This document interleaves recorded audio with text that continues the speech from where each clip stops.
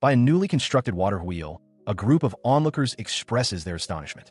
A brown-haired man remarks that this is only the beginning, while a young blonde woman beside a well-dressed blonde man wonders what she is witnessing. Separately, a red-haired girl watches with tears welling in her eyes, questioning the very nature of the boy responsible. The boy in question, a young child with bright green eyes and blonde hair, holds a book and smiles with unwavering resolve. He makes a silent vow that this time, for sure, things will be different. His goal is clear and absolute. He will save his family. The scene shifts to a grim memory from the past, the year 513 of the Care calendar. An elderly commander with an eye patch announces the commencement of an execution, that of Baron Solus Takar, the former lord of the Estel territory. The commander adds that the execution is being carried out under an agreement with the Baron himself. Below the platform, the young Baron hangs his head in defeat, blood trickling from his lips as he hears the tolling bells. He is bound to a stake in the central town square, his entire body aching. He recognizes the speaker as the powerful Commander Reese and understands with dawning horror that the public speech is about his own demise. Looking out at the hostile crowd, he senses their simmering anger, feeling as though a stone could be thrown at any moment. With a heavy heart, he accepts their resentment, believing he cannot blame them. His thoughts drift to how things once were. His territory had been a blessed place, a fertile land with an excellent lord, all thanks to the decade of work his mother and father had poured into it. But then, a cascade of disasters struck. Intense floods, a brutal war, and a sweeping epidemic that took his family and even their house steward. His older brother, a celebrated warrior upon whom great expectations rested, also fell. He was the only one left, a young man lacking in everything. He was acutely aware of the commoner's resentment, hearing the whispers that called him an incompetent lord with no real authority. The unending calamities led to a great famine, weakening them until a neighboring country launched a large-scale invasion. After their inevitable defeat, he realized the only option left was to make a trade. In exchange for the lives of his people and their land, he offered his own life, along with the small amount of wealth he had managed to save. This was his final act as their lord. He closed his eyes, accepting his fate. With this act, he hoped his people's lives would return to normal, that they might find some peace of mind. With a final, weary sigh, he ignited the flames. But through the roar of the fire, a voice cried out his name. It was Anne. She pushed her way through the panicked crowd, her hood framing a desperate expression. He felt a wave of relief, realizing she had managed to escape the earlier attack safely. Her desperate rush was cut short. A heavy, splintered beam from the collapsing structure above plummeted downwards, striking her with immense force before she could reach him. His voice was a quiet murmur of despair amidst the chaos. He admonished her softly, telling her she shouldn't have done that. Tears streamed down his face as he looked at her fallen form, urging her to stand back from the danger. From the ground, and looked up, bloodied but resolute, and thanked him for supporting her and her brother by giving them work in the Solis household. His expression hardened with sorrow. He looked down at the wreckage, acknowledging her words with a simple, pained statement. He knew it all. With her remaining strength, she reached out and grasped his hand tightly. Through her own tears, she insisted that no matter what anyone else said about him, she always knew he had taken great care of his subjects. Her hands clasped together in a final, prayer-like gesture as she lay amongst the debris, surrounded by the legs of the silent onlookers. The crowd then parted, making way for a noble woman with long blonde hair who walked calmly through the chaos towards the scene. She paused, her expression somber, and gently wiped a tear from the corner of her eye as she took in the tragedy before her. She prayed with tears streaming down her face, joined by another woman with dark hair. They both recalled his selfless acts, how he worked tirelessly for his subjects, endured calamities and shabby conditions alongside them, and risked his own life during an epidemic, all for the sake of his fallen territory. The object of their devotion, a young man bound and battered, watched them from his place of execution. He whispered their names, Ms. Zally, Rose San, Claire San, touched that even in this final moment, they were still praying for him. A faint, weary smile touched his lips. He found it strange to feel happy at a time like this, but he admitted to himself that he never realized he was so popular, especially with such beautiful women. His gaze then lifted past them, widening in astonishment. It wasn't just the two of them. A large crowd of his subjects had gathered, all with their hands clasped, praying for his salvation. Everyone, he murmured in disbelief. In that instant, a blinding light erupted around him. He coughed as smoke filled his lungs, obscuring his vision. Realizing this was the end, he closed his eyes and offered a final, silent apology. Thank you, everyone. I'm sorry that as your lord, this is all I can do. But as his life faded, a sudden awareness struck him. The necessary components to activate a skill had been met. He had been blessed with bloodline magic, space-time magic, and the territory appraisal skill. The timing was utterly baffling. He screamed in silent frustration. A lord's skill, awakened by the faith of his subjects to bless his territory, was manifesting now. It was useless. He didn't need it. With that final, despairing thought, his life as Solis Takar came to an end. Then a new awareness dawned. A historical record marked the birth of Takar, second son of the Baron Solis family, in year 493. He found himself in a strange place, unable to control his body. When he saw a tiny arm that belonged to him, The horrifying truth struck. He had become a baby. His mind flashed back to the execution. He remembered desperately trying to activate the bloodline magic. A message had confirmed his authority's activation. By using space-time magic, his skills and information were compiled into the history of Baron Solis, and his soul would be transferred into that history as a new vessel. The implication became clear. As his infant self looked on, the silhouette of his past life stood in the distance. He was going to be reborn, but this time with his bloodline magic from the very start. He tapped his finger, contemplating this strange new beginning. He clutched the heavy tome of his family's history, a profound realization washing over him. It had worked. The prayers of his people at the end of his life had truly borne fruit, granting him this second chance. The relief was so overwhelming that his infant body took over. A loud, undignified wail escaped him, tears streaming down his face. Despite the embarrassment, he felt a surge of gratitude. At least now, he would get to see everyone's faces again. His cries were answered by a gentle touch. A woman with long blonde hair lifted him into her arms, her voice soft as she asked what was wrong. Looking up at her, he recognized her instantly. It was his mother. She smiled, interpreting his tears as a sign of hunger and promising him some food. As she held him close, a painful memory surfaced from his past life. This woman, his mother, was only about 19 now, but he knew she was fated to die from an epidemic at the young age of 35. The word food suddenly struck him with its true, horrifying meaning for an infant. Breastfeeding. His mind, that of a man in his 50s, recoiled in panic. He protested internally, trying to convey that this was wrong, that he was not what he appeared to be. His silent struggle went unnoticed. His mother simply tilted her head, asking with gentle concern if he wasn't feeling hungry. He wanted to scream that hunger was not the issue here. His wails of protest echoed from the room, carrying across the sprawling grounds of the family estate. Ultimately, he could not win against the baby's instincts. As he fed, a mysterious feeling of guilt washed over him, and he found himself wondering what he had been so agitated about just moments before. A thought then corrected his earlier internal monologue. He wasn't an old man in his 50s. That was completely wrong. A memory flashed of his younger self, weary and bound. He had been executed when he was only 20 years old. With that stark realization, a strange feeling of discomfort began to creep in. His vision filled with a cascade of disjointed images, a pair of legs standing near a desk, a document titled Leave of Absence, a dark, empty room, a crowd of people. A profound sense of absence settled over him as he stared, wide-eyed, wondering what in the world he was seeing. His mind was flooded with disjointed images from a life that was not his own, yet felt painfully familiar. A man hunched over a hospital bed in grief, a frantic construction worker receiving terrible news over the phone, and the violent shatter of a vehicle's windshield. From the darkness of his infant consciousness, a single, clear thought emerged, cutting through the confusion. He remembered everything. The memories belonged to Nishida Takahiro, his identity from the life just before this one. He recalled the anguish of that man, who had finally felt that things were going well, only to have it all torn away. The weight of this recovered past brought fresh tears. He began to sob, consumed by the thought of the wife he'd left behind in that life. With no children or other relatives, she was now utterly alone. His crying was interrupted by a gentle voice. A hand reached out toward him as his new mother spoke, telling her little Takar not to cry. She pulled him into a warm embrace, reassuring him that she was right there. He looked up at her, his infant mind calling out to his mother. As he calmed in her arms, a man's voice joined hers. His father looked down at him with a gentle smile, remarking that crying was a waste of his good looks. The infant's eyes widened in recognition, a single word forming in his mind: father. His moment of peace was shattered as his older brother, Derek, suddenly pounced on him, stretching his cheeks playfully. His father called out in exasperation for Derek to stop. The boisterous interruption worked. Derek looked at his baby brother with delight, exclaiming that he had stopped crying. He smiles brightly, basking in the warmth and love of his new family. His profound joy stems from the precious moments shared with them. His mother holding him, his father watching over them, and his older brother, Derek, playing beside them. However, a dark premonition clouds his happiness. He knows about the tragic end this family is destined to meet. A chilling question haunts him. Is he fated to live through all that pain and despair again, to lose everything once more? His expression hardens with resolve. He refuses to let that happen. He is determined to stop the tragic history that befell the Baron's family in his previous life. He realizes he possesses two powerful weapons: the historical knowledge from his life as Baron Solis Takar, and the modern knowledge from his life as Nishida. He vows to change history, to use everything in his power, his authority, and even his time-space transfer skill, to save his family. This determination is fueled by promises from his past. He recalls his life as Nishida Takahiro, vowing to create a new future together with his wife, Yuko. With his goals set, he becomes fully determined, dreaming of this new future. He acknowledges the limitations of being a baby. His influence is confined to what he can say, but he is confident he can still devise a plan. Time passes. In the year 496 of the Care calendar, Takar is now 3 years old. His mother finds him reading and expresses her astonishment, remarking that he only recently learned to speak and must be a genius.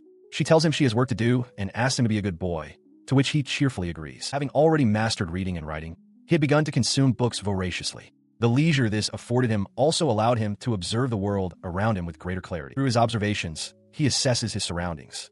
This world civilization level seems to be equivalent to medieval Europe before the Industrial Revolution. He identifies his home as the Estel territory, a frontier land ruled by his family, the Baron Solis. Though there is much undeveloped land, it is vast and fertile. He observed his surroundings. The family mansion wasn't particularly tasteful, but it was still impressive, the kind of structure one would expect to see in a classic fantasy tale. In this world, magic was a reality. It served as the symbol of the ruling class, the nobility, and commanded immense respect. The power of the feudal lords was defined by two distinct forces, authority and bloodline magic. While the history of the barony of Solis was granted through the blessings of authority, his own reincarnation was a direct result of bloodline magic. He resolved to use not only the memories of Baron Solis, but also information from his other lives and various books he had studied. He had gathered a considerable amount of knowledge and began to organize it, starting with the 5 great calamities. He grimaced at the thought. There was little to say except that his family had been struck by one devastating blow after another. It was a truly difficult history to confront. His intense focus was shattered as his toddler's body gave way, and he tumbled over. He wondered aloud how they were supposed to protect themselves from the weather and outside invasions. His mother and the maids, however, found his clumsy pose utterly adorable, squealing with delight at the cute sight. Despite such interruptions, he knew he had to gather intelligence on the neighboring empire. The first calamity was the flood in the year 501, followed by an invasion of the Estel territory led by the so-called invincible General Weiss, about whom little was known. With only 5 years left, he had to devise a plan. 2 years passed in a flash. Now 5 years old, Takar felt a surge of panic. He had once thought there was time, but he had already gone through 5 years of his new life. Surrounded by stacks of books, he felt a wave of nausea. He knew he had to calm down, take a breath, and sort everything out. He checked the date again. It was still the year 498 on the care calendar. He continued his research, poring over historical records. The books detailed a great harvest in the year 498, which paradoxically damaged the territory's economy by crashing grain prices.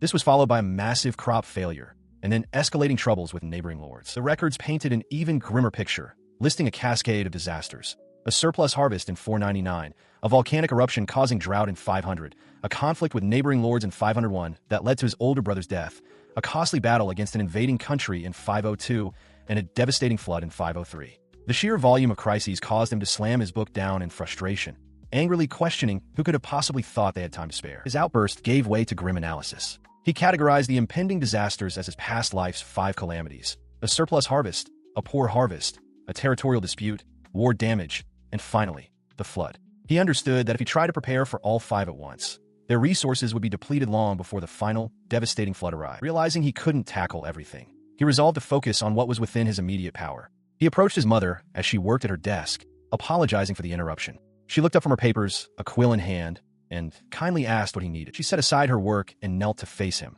expressing her happiness that he felt he could rely on her. He observed her, noting the focused demeanor she adopted for her duties, a stark contrast to her usual self, yet one that commanded respect. Clasping his hands, he began to explain the favor he wished to ask. He explained that a project of his was not progressing as he'd hoped. Having heard of the amazing craftsmen in Estel, he wanted to consult with them directly. His mother listened with a warm, encouraging smile, simply remarking on how cute her son was. He pressed his case, formally asking for permission to leave the estate and visit the workshops. Internally, he felt a pang of shame for having to manipulate the situation, but his determination to avert the future left him with no other option. To his relief, his mother readily agreed, telling him to leave the preparations to her. A few days later, his permission was granted, but it came with 2 conditions. His father stood beside his mother, sternly instructing him to behave as a proper noble. The boy readily affirmed that he would. As for the second condition, a hooded maid suddenly rushed towards him, calling his name with urgency. Her eyes were wide as she declared that she knew everything. The maid was Anne, and she was to be his escort.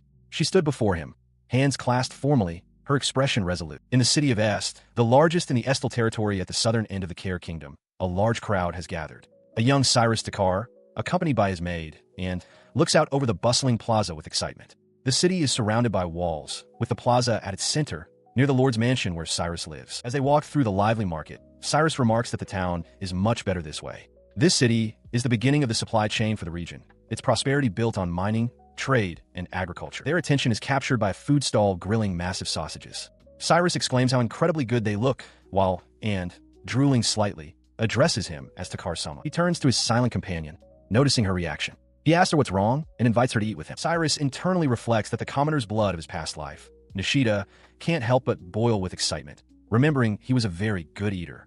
Nearby, the elderly couple running the stall realize the young master from the Baron's house likes their food and see it as a new selling point. He apologizes for surprising them and tells, and it's time to go. As they walk away, a crowd immediately swarms the stall, with customers eagerly ordering what the young master had. Walking on, Cyrus thinks to himself how awkward it is. He recalls that she is the daughter of the Solis house's headmaid. His thoughts delve deeper into her past, and received a strict education to become a maid from a young age, and was also exceptionally talented in martial arts. Her father, a commander in the standing army, had drilled self-defense into her to the point where no ordinary soldier could stand up to her in a sword fight, whether as a maid or a bodyguard, and was excellent. Just the other day, at 15, she graduated from being an apprentice to his personal maid. As he watches her in the present, a chilling memory surfaces. He realizes this very plaza was where he last saw and during his execution in his second life. He recalls more from that previous history, and had first been the personal maid and bodyguard to his older brother, Derek. Cyrus remembers always seeing the two of them training together in the courtyard, both experts in swordsmanship. But 3 years later, his brother lost his life on the Crossed Trail, and it was only after Derek's death that and was assigned to serve him. He recalled ends past. At the age of 30, she had taken her mother's place as headmaid, after her mother also passed away from the same cause as the person she had served.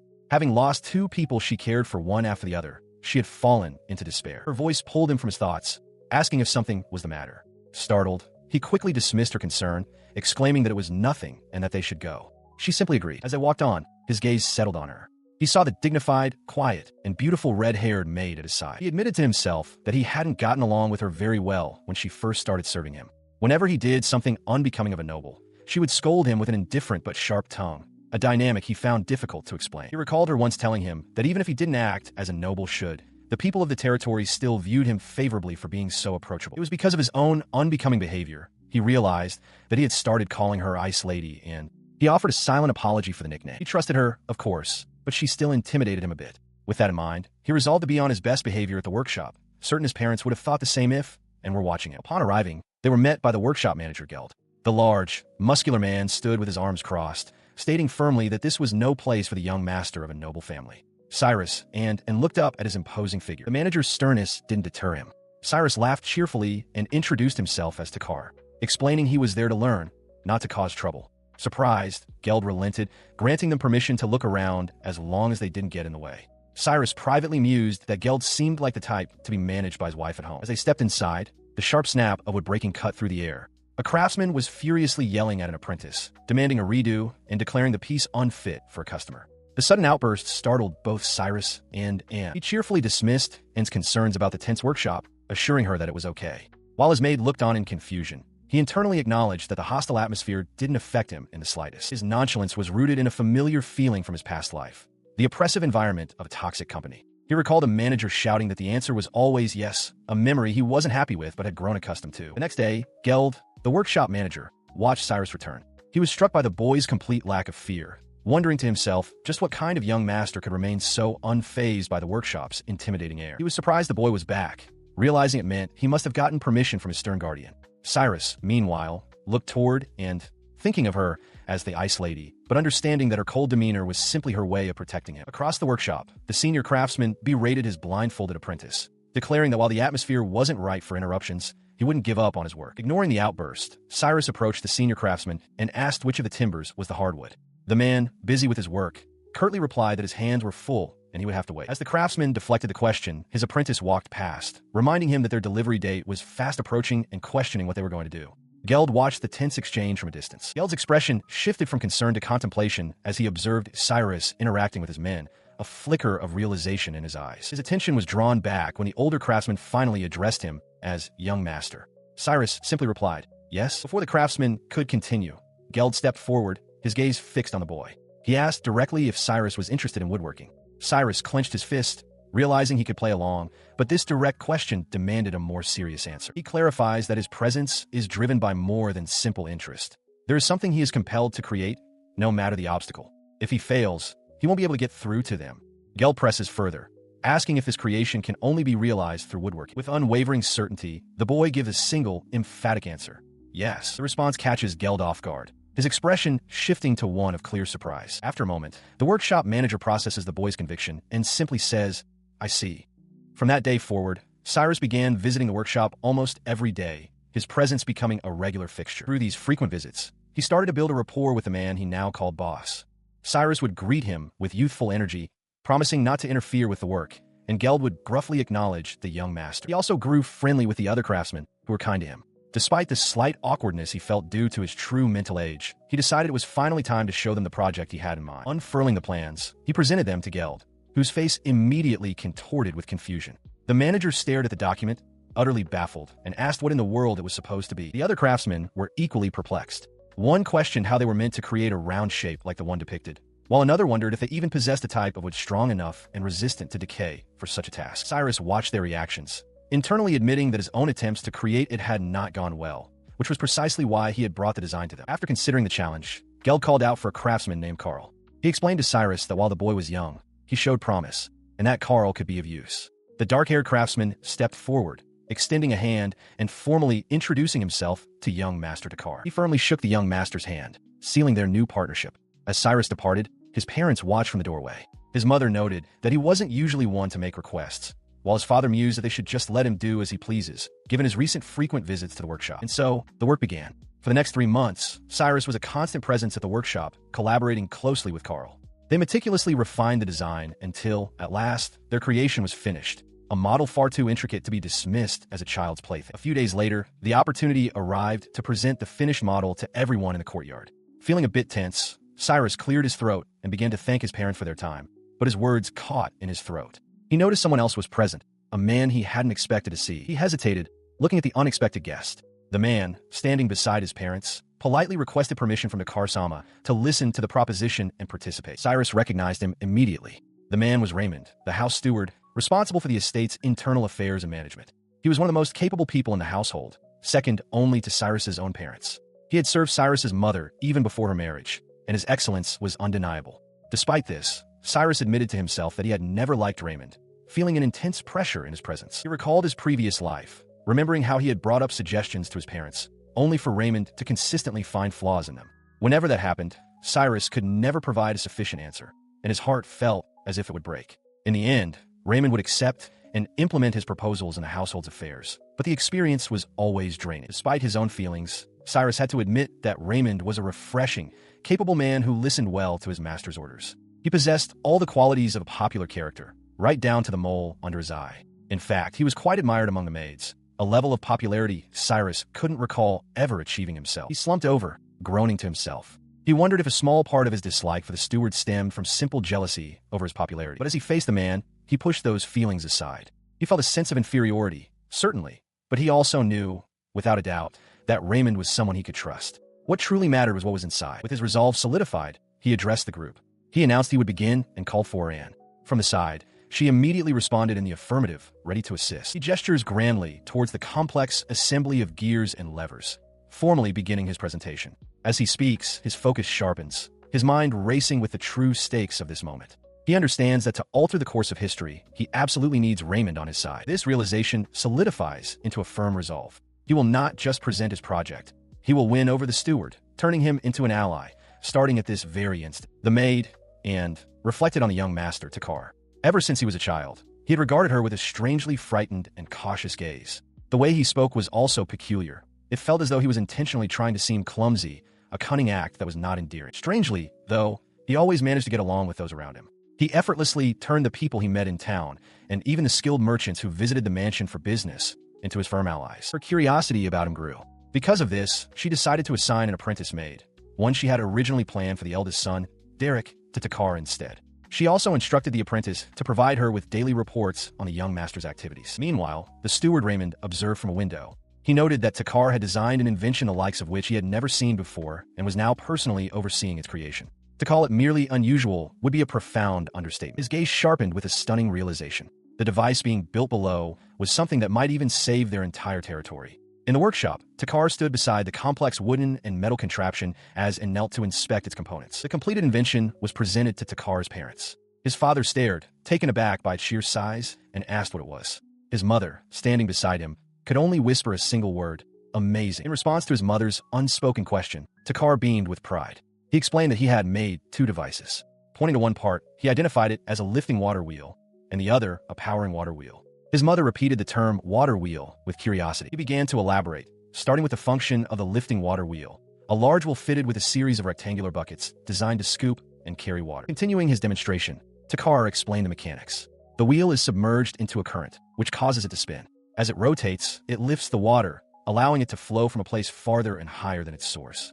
And his mother listened intently, nodding in understanding. He explains that this powering water wheel operates similarly to the other, driven by the flow of water. However, a rod connected to its axis moves up and down, and a gear on its side engages with another on the ground, converting the wheel's rotation into horizontal movement. His mother is utterly captivated, wondering what to do with a child so amazing, while his father remains bewildered, feeling like he's watching a child science project.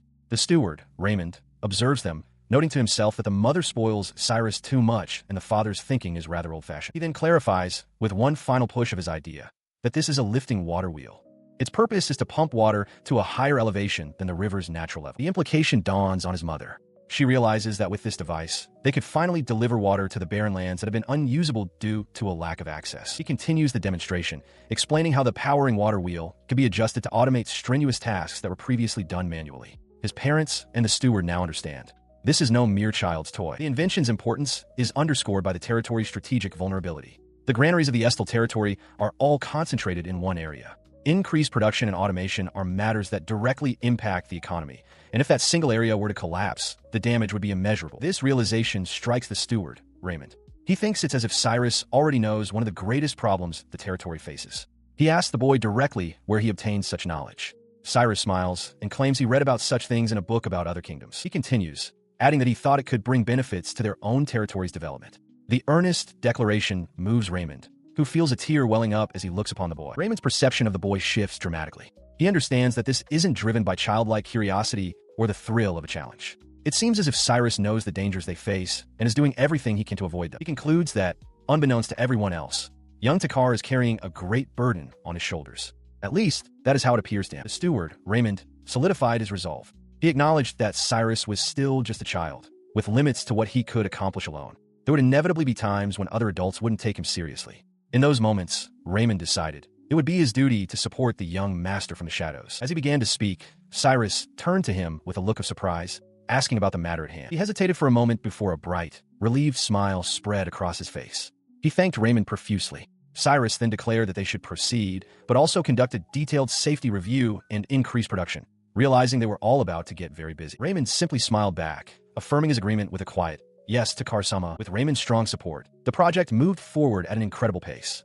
They began inspecting the installation site the very next day. Soon, a huge order for water wheels was placed at the workshop, and just a few months later, deliveries began arriving one after another. The entire family was now involved. His mother and Raymond were fully occupied with developing the land and irrigation projects. His father, not wanting to waste a new business opportunity, was busy trying to find buyers for the surplus in advance. Even his younger sister was enthusiastically helping with the paperwork. He saw these efforts as an arrow loose from a bowstring, an arrow that would change history. With this momentum, he steeled his resolve, determined that they would overcome the 5 calamities he foresaw. Some time passed, leading to the great harvest. Seated at a lavishly spread table, Cyrus stared intently at his food, his expression one of grim determination. He knew there was no way he would lose. He declared with a shout, shoveling food into his mouth, that he would not be defeated by a mere famine. The land development and irrigation projects, which had started quickly after the water wheel presentation, had borne fruit. Construction of milling facilities for the powering water wheel had also begun. But Cyrus recalled that before this great harvest was secured,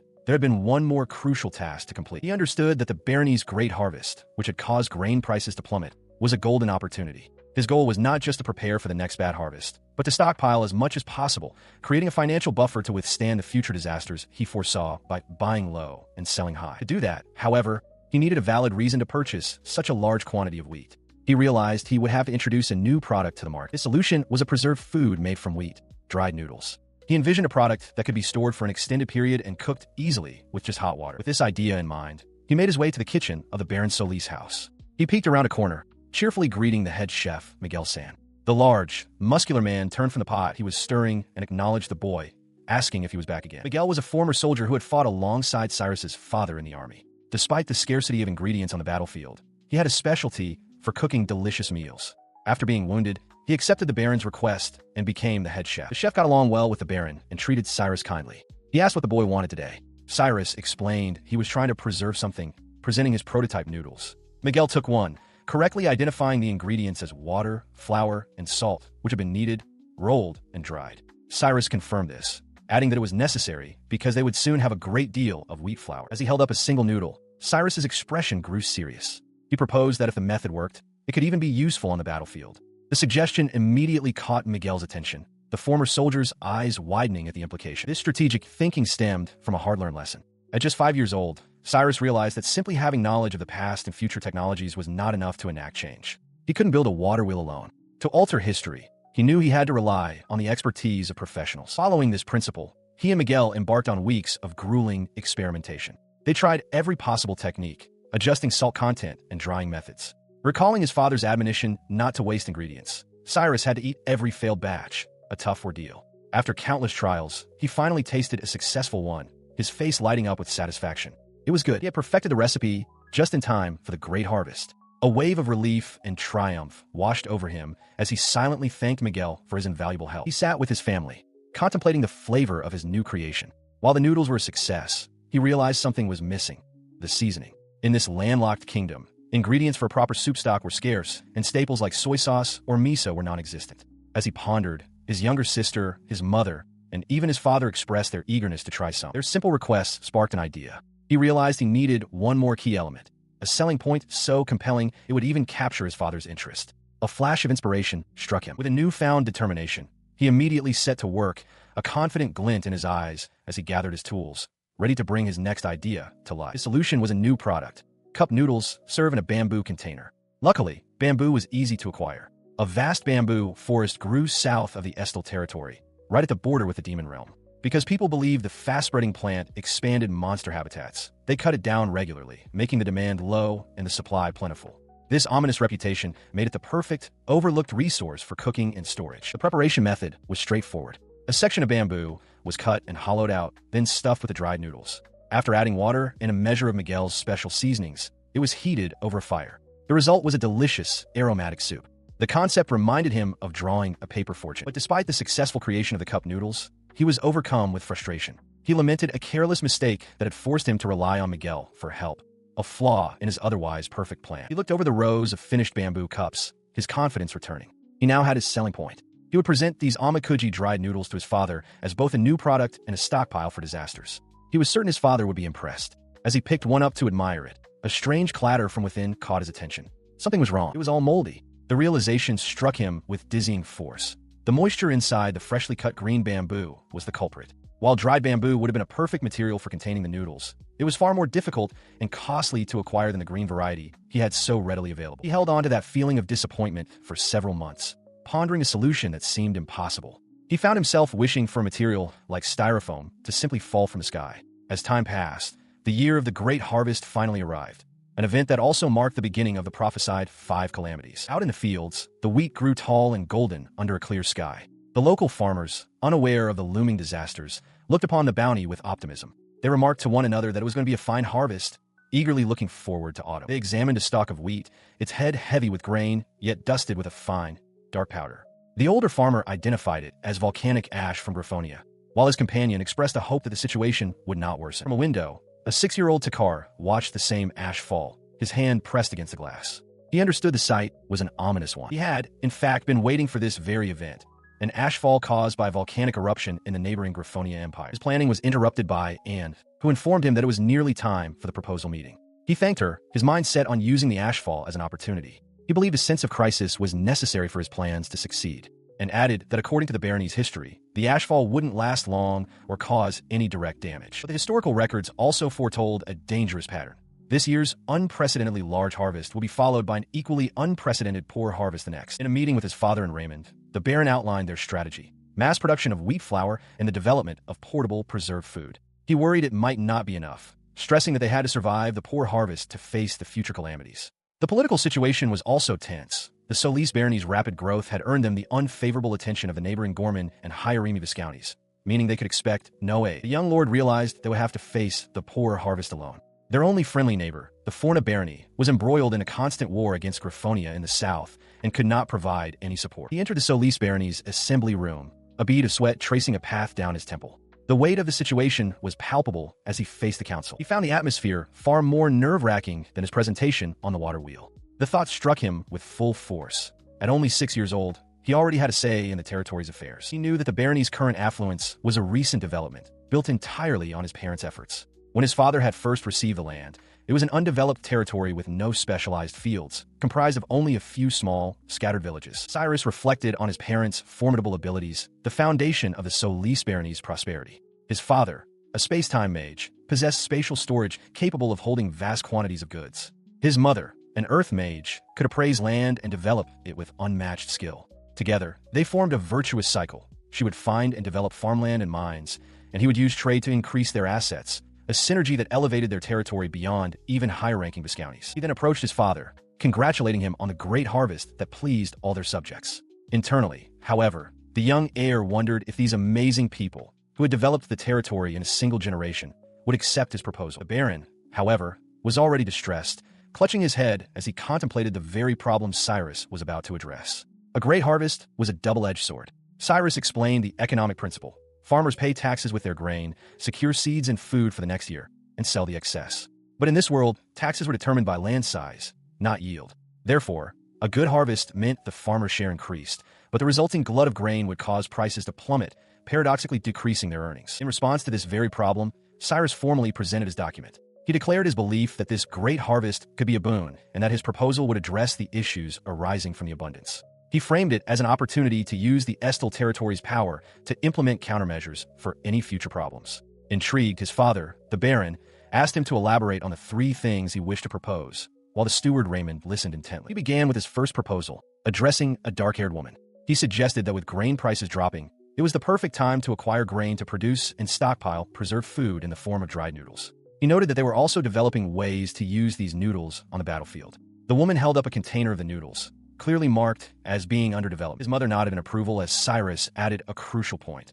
This initiative would also serve as a means to employ farmers whose earnings had fallen short, thereby creating jobs. He perceived their approval, realizing that they had likely already considered this problem themselves. With renewed determination, he prepared to move on to his next point. He then announced his second proposal, the creation of a system called an ever-normal granary. During times of good harvest, they would store the surplus grain to prepare for bad harvests. The system he proposed would have farmers sell their surplus grain to this ever-normal granary at a stable, usual price. The barony would then sell off any excess. This would reduce the amount of grain flooding the market, preventing prices from falling and thus stabilizing the farmer's earnings. As Cyrus finished his explanation, Raymond, the steward, voiced his admiration for the interesting idea. Cyrus concluded that with this system, farmers' earnings would remain stable, matching the previous years, while the excess grain would be stored at no additional cost. Cyrus's father, the Baron, turned his attention from the window. He thanked Raymond for his assistance, conceding that the plan to foster loyalty among the populace didn't sound half bad. Cyrus, meanwhile, mentally celebrated the successful assist. He then announced that he was moving on to his third and final proposal, the very heart of matters. His family listened as he explained his theory, one he claimed to have supported with several books, that small-scale ashfall can be a precursor to a large volcanic eruption. The Baron considered the dire implication, a poor harvest. Cyrus elaborated that a large eruption in a neighboring country would inevitably damage their own crops. He framed this as an opportunity to stockpile grain while prices were low, preparing for speculation. Internally, he knew his theory was a stretch, but he couldn't reveal his true knowledge of the future. He could only insist that the odds were high. He confessed that he had worried about this for years and could find no other convincing reason for his premonitions. Even if a poor harvest didn't occur, he argued, commercializing their preserved food would still place their territory at the center of the industry. With all his conviction, he began to plead. Bowing deeply before the council, he made his final, desperate appeal for them to believe him. A soft voice broke the tense silence, calling his name, Takar. A quiet footstep sounded on the floor as she moved towards him. She swept him into an embrace, her voice a mix of affection and exasperation. "Geez, you really are," she began, holding her son tightly. Stunned, Cyrus could only stammer, "Mother." With a gentle smile, she reassured him, saying she could see how much thought he'd put into this. She promised that they would handle whatever came their way. She pulls her son into a tight, affectionate embrace. The tender moment is interrupted by Cyrus's father, who approaches with a confident smile. He announces that it appears their plans for the afternoon have changed and suggests they wrap things up. As he stands beside his father, Cyrus feels a sense of accomplishment, believing he has finally managed to show true filial piety. This success, however, triggers a flood of painful memories from his previous life. He recalls all the things he failed to do, how he kept running away until there was no return. He agonizes over the reason, wondering if it was because he felt inferior to his excellent family, or if he was simply too afraid to try his best. He clutches his shirt, tormented by the realization that despite receiving so much from them, he was never able to give anything in return and lost the chance to see them again. His life as Nishida Takahiro, he concludes, was no different. He delves deeper into that past. As Nishida Takahiro, he was an insignificant salaryman in Japan. He remembers being bullied as a child, always looking for others' approval. His hard work was stolen by a colleague, and his inability to express himself pushed him from the path to success. He became a middle-aged recluse, living at home. After he lost his job, his 20-year-old wife, Yuko, began working to support them. She would encourage him, sure he would become someone amazing one day, but he continued to rely on her kindness, taking a leap of faith away from a half-hearted job. The memory darkens. He could only curse himself when she woke from her coma. Seeing her look at him with such worry shattered him completely. Despite being nearly 50, he had finally resolved to push himself forward. But in a cruel twist of fate, he was the one who collapsed that time, leaving his wife behind. This pattern of failure haunts him. He was always afraid to take that first step, always continuing to run away without standing his ground. And when he would eventually look forward, it was always too late. He stood alone, engulfed by the shadows of his past. Within him, he carried the weight of 2 lives' worth of regrets, his own and Yuko's, and a desperate, shared wish to change the future. This realization hardened his resolve. He knew he could change, and he would do it one step at a time. As his determination solidified, the world moved on. It was now autumn in the Care calendar's 499th year, and the time for harvest was fast approaching. Across the land, fields of golden wheat stood ready, swaying gently in the breeze. In the Care calendar, year 499, the great harvest finally arrived. The wheat in this world matured a little later than in Cyrus's previous one. At first, the farmers were overjoyed by the unprecedentedly bountiful yield. However, this initial joy soon gave way to voices of concern regarding the inevitable decline in market prices. To address this, Raymond and Cyrus's mother took the initiative. She ordered the construction of ever-normal granaries to calm the peasants, building one after another. Cyrus was pleased that they had believed him and made preparations, regardless of whether they had already been considering a similar plan. With these preparations in place, the inevitable occurred. Before long, the price of grain had tanked, just as it was written in the history of the barony of Solis. As the market reeled from the crash, Cyrus's father began his own maneuvers. They quickly bought the grain at prices above the current market rate. More powerful water wheels were installed, enabling the processing of dried noodles and providing work for farmers with reduced earnings. The mass production of preserved food progressed smoothly. He had been skeptical at first, but as soon as the second ashfall occurred, he recognized it as the perfect investment opportunity and committed fully, declaring that his time had come. His sudden burst of ambition did not go unnoticed. Peeking from behind a door, Cyrus and his sister observed their father, noting his good mood. Cyrus mused that his father had been running all over with a glint in his eyes since the market crash. Recognizing that this was where spatial storage magic truly shines, Cyrus soon pieced together the full extent of his father's strategy. On the surface, it appeared he was buying wheat to support the local market. In truth, he was also busy buying out wheat from other territories at low prices, carefully hiding the Solis barony's name. Cyrus realized his father was already planning to sell the preserved food to the capital's knights, marveling at his flawless and ruthless execution. The father's good mood was so evident that he called Cyrus into his office one day. He declared that if their earnings from wheat and preserved food increased, he would raise Cyrus's allowance by 10%. Cyrus, playing the part of a child, excitedly asked if it was true and declared he would take it as a promise. The unexpected, earnest display left his father completely taken aback. His father, recovering his composure, remarked that being happy about dropping grain prices was something only a specific type of character could do. He then stated that acting differently on the outside is natural for a lord. Cyrus, however, still expressed concern, asking if it was truly all right. In response, the Baron bowed his head low and asked to be excused. He rationalizes that allowing his other son to continue leaving the city is ultimately for the good of the territory. As his father contemplates this, young Cyrus overhears the mention of going outside the city and finds the idea very appealing. The thought solidifies into a plan. He realizes this would be a perfect opportunity to prepare his third arrow. He immediately rushes to his parents and their steward, asking to join them on an on-site inspection of the granaries. His mother is taken aback, pointing out that it's neither a suitable nor safe trip for the 6-year-old son of a lord. He pleads with them, insisting he truly wants to go. When his father asks for a reason, Cyrus explains his logic. Since he proposed the ever-normal granary, he feels it's necessary to understand how the policy is truly affecting the people. He frames it as a crucial step in learning to manage the territory's internal affairs and support his older brother in the future. His father discusses the matter with Raymond, acknowledging the harsh truth that no matter the justification, their actions are still exploiting the farmer's fears. The steward, in turn, questions the urgency, asking why this visit must happen now. In response, Cyrus passionately declares that he needs to see for himself how the people view their actions. Internally, he congratulates himself on what he believes is a perfect, adult-sounding excuse, free of the childish affectations he usually employs. His confidence is immediately challenged by his mother, who leans in with a knowing smile and playfully questions if that is his real reason, causing him to falter. Her smile throws him into a panic.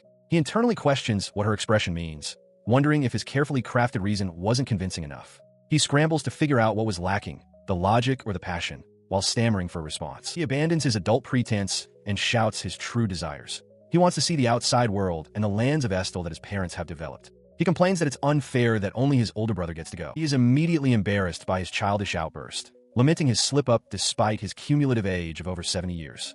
His mother, however, simply chuckles, pleased by his honest answer, saying that's more like. He realized that his honest plea was all that was needed. His mother, with a gentle smile, granted him permission to venture out of town, but on the condition that Raymond and go with him, reminding him to always put his safety first. His father looked on, stunned by the sudden turn of events. The Baron turned to his wife, questioning her sudden change of heart. She retorted that this was all his fault, a consequence of him frequently going out with Derek by himself. He ran a hand through his hair in frustration, acknowledging that he understood a younger brother's desire to emulate his older sibling. Still, he felt there was an unspoken meaning behind his wife's words. Her expression darkened, a chilling smile spreading across her face as she asked if he was unsatisfied with her permission. She issued a veiled threat, questioning what he thought would happen if he were to go against her. Cyrus, watching from the side, silently commended his father for making the correct decision.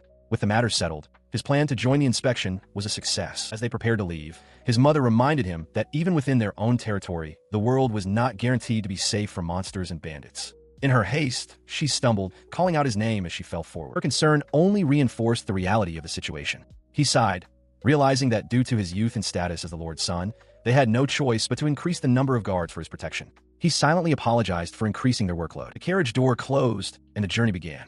His permission was limited. He could only accompany them to the 3 nearest villages and towns, all of which could be reached within a day. Even so, he was simply happy to be able to venture outside the city walls. Peeking out the carriage window with a wide, excited grin, he called out a cheerful farewell to his parents.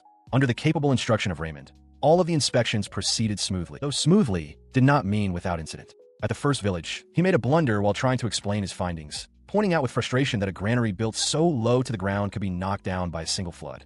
Thankfully, Raymond was able to properly convey his intentions to the people of the next village. He reflected on the day's events as they traveled. The final countermeasure against the bad harvest, his third arrow, was already showing immediate results. He had discussed it with Raymond, and the inspection had concluded safely. He was confident that both Raymond and would keep his minor rampage at the village a secret from his parents. As they arrived home, he called out to his mother and father. He proudly holds up a large, freshly picked turnip, his eyes sparkling with excitement. It is late autumn in the year 499 of the care calendar, and he enthusiastically asks for everyone to look at his wonderful harvest. His parents, the Baron and Baroness, are left utterly speechless by their son's sudden agricultural passion. Wiping a bead of sweat from his brow, he explains his plan.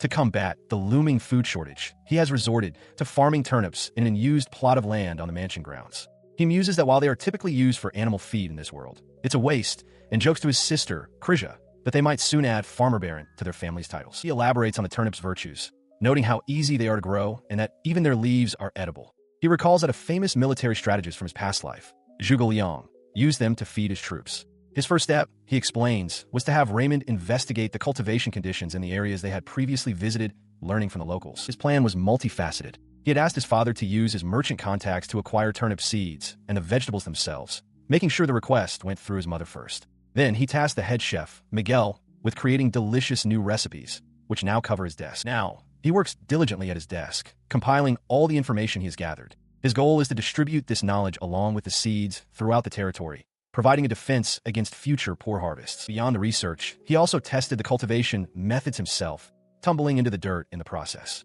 As he lay there and appeared, she gently wiped the dirt from his face, her closeness causing his heart to pound as he thinks that his guard is far too good at her job. He had been prepared for a reprimand, but to his surprise, and was cooperative and even helped him with the gardening. As she works, he spots his older brother, Derek, in the distance and calls out, asking if he would like to join them in harvesting. His brother simply replies that he's fine, turning away. Cyrus acknowledges that his dirt-covered appearance isn't very welcoming. Looking at his soiled hands, he feels he has done all he can. He stands resolutely over his pile of harvested turnips, now prepared for any bad harvest that might strike the land. A year later, in the spring of 500, an omen of destruction appears. The mountain god Graphonia unleashes its anger, and a dark arm of rage crosses the border, blanketing the southern Care Kingdom. In the town of Est, under these perpetually dark clouds and relentless rain, a young boy asks his mother if the sky will always be black. Holding a sleeping infant, she reassures him that it will be all right, placing her faith in the Lord's blessings to save their people. It would be a month before the overcast sky finally returned to its blue hue. His mother, however, did not overlook the slivers of concern that followed the initial relief. After the month of ceaseless rain, the people rejoiced to see the long-awaited sunlight. But from then on, rain never fell again. A creeping unease began to settle in as they realized that at this rate, all of their crops would die. She immediately sprang into action, recognizing the omen of a bad harvest she had been warned about. She commanded all lifting water wheels to be run and the water gates open to send out as much water as possible. She gave specific instructions to adjust the gates so that even the tiniest flow from the river would be diverted into the irrigation channels, while cautioning that they must not let the river dry up, as other people also relied on. She then turned to her steward, Raymond, acknowledging the strain their actions would place on their resources. She instructed him to continue gathering information on the other territories, no matter how seemingly unrelated, to stay ahead of any further developments. Raymond confirmed her orders. With her commands issued, her expression hardened with resolve. She knew that, for now, they simply had to do what was necessary. Back in the present, Cyrus recalled his mother's swift response. Her immediate orders were carried out, and the farmers whose lands received water began to cheer. Furthermore, she and Raymond had sent an announcement throughout the territory reducing tax burdens and redistributing grain from the ever-normal granary, which had successfully eased the people's minds. He received confirmation that the measures were indeed going well. He spoke with Raymond, who reported that some farmers were managing by cutting back on their living expenses. The steward assured him that while they couldn't let their guard down, they still had leeway with their stockpile and finances.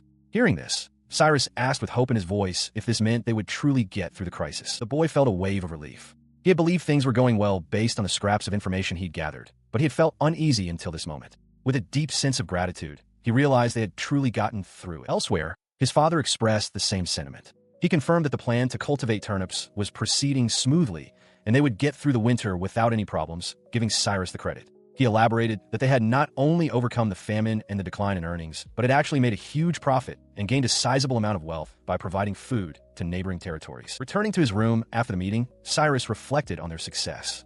With the bad harvest averted, only 2 of the 5 calamities remained. He reviewed a timeline of future disasters: a volcanic eruption in year 500, a border conflict in year 501, and the Orgy River flooding in year 503. He concluded that the most urgent matter was now the border conflict, which would bring loss of soldiers and a heavy financial burden in just over a year. He let out a yawn, the exhaustion from preventing the crisis finally catching up to him. He decided to take it easy for the rest of the day, musing on the irony of dying from overwork only to be reincarnated and nearly do it again. As he walked down the hall, a voice suddenly reached him from his father's office. He listened from outside the door, finally understanding his father's strange behavior. The man was lamenting being called Turnip Baron.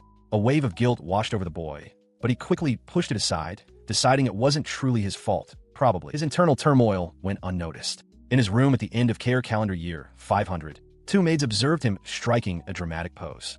One wondered if he was worried about his studies, while the other guessed it was diplomatic issues. The second maid then apologized to her colleague, remarking that his current state wasn't cute at all, as Cyrus internally screamed about the unfolding situation. But the source of his worry was the conversation he was still overhearing. His father explained that in the past, their relations with the Gorman Viscountcy to the west had deteriorated due to disagreements over high grain prices during a poor harvest. Now, however, their territory could support itself and even offer grain at low prices, which should have resolved any conflict. He continued, his voice hardening. Their offer of turnips, however, had backfired. The steward representing the Gorman Viscountcy rejected the aid, calling it a disgraceful act for a noble to take advantage of a natural disaster and speculate on food. The steward, Raymond, then added to the grim report. The Hierimi Viscountcy to the east had lodged similar complaints. To make matters worse, Gorman, being upstream, was complaining about their territory's water rights during the drought. As he listened, Cyrus recalled a passage from a book, Care Calendar, year 506. The Solis family's revered young swordsman of light will fall to his allies' schemes and be left alone. The words from the history of Baron Solis echoed in his mind. He had only 5 years left until he lost his first family member. He thought of his older brother, Derek, a powerful swordsman. Had he not been betrayed by his own allies, the enemy would have surely lost their lives against his strength. He knew what failure to resolve this conflict would mean. By early winter of Care, calendar year 501, the food problems in both the Estel and Hierimi territories would reach their peak. Refugees would abandon their lands, flooding the towns and filling the air with cries of resentment as starvation took hold. The thought of this future filled him with a cold fury. Despite the looming crisis, Viscount Gorman's attitude remained unchanged, leaving his parents and even Raymond at their wits' end. An aggressive thought surfaced. Perhaps they should just crush the Gorman Viscountcy, but he quickly suppressed it. A month passed, and the situation only worsened. Walking through the estate, Cyrus glanced out a window, confirming his fears. The number of refugees had already begun to swell. Seeing the crisis firsthand, he sought out his parents. He found his mother expressing her deep concern about the unrest growing within the city. Startling them both, Cyrus stepped forward and announced that he had a proposal. He asked them to call for his father as well. Intrigued, his mother agreed, remarking that his idea sounded interesting. His mother, her expression firm and resolute, gave her full support. She urged them to proceed with his plan without hesitation. Sometime later, in the town of Asta, a lone figure in a dark, hooded cloak entered a derelict building. He knelt amidst the debris, the weight of his journey evident in his posture. He observed the people outside, reflecting on the unforeseen consequences of his actions. By altering the course of history, new events were now unfolding. The territory was accepting refugees, a direct result of the matter concerning the two viscounts. He recalled being reminded of this fact, though at the time, he had no inkling of the true implications. He now understood with grim certainty. The man known as Commander Weiss realized that the most dire fate imaginable was waiting for him just ahead. Steeling himself, he resolved to think and to press onward. In a well-appointed room within a large estate, a young boy with light hair sits at a desk piled with books. He is Solis von Takir, the second son of Baron Solis, who governs a remote territory south of the Care Kingdom. He reveals a profound secret. He is currently living his third life. This revelation is followed by flashes of his pasts. His first life was as Nishida Takahiro, a salaryman in Japan, which ended in tragedy when he overworked himself to death, leaving his wife behind. His second life was as Takir, the second son of the Solis family. That life was fraught with calamity, losing his siblings and family before being defeated in war and executed, or so he believed. The memory of his first death surfaces the moment he collapsed from exhaustion. Following that, a sorrowful image of his wife appears in his mind as he recalls leaving her behind. The scene shifts to the present, in the Care calendar year 501. The boy, now identified as 8-year-old Takar, stretches triumphantly at his desk, joyfully announcing that he has finished his assignments for the day. Having completed his studies, he grabs his formal jacket and quickly makes his way down the stairs, eager for an outing. As he walks through the corridor, a maid with short, dark hair notices him.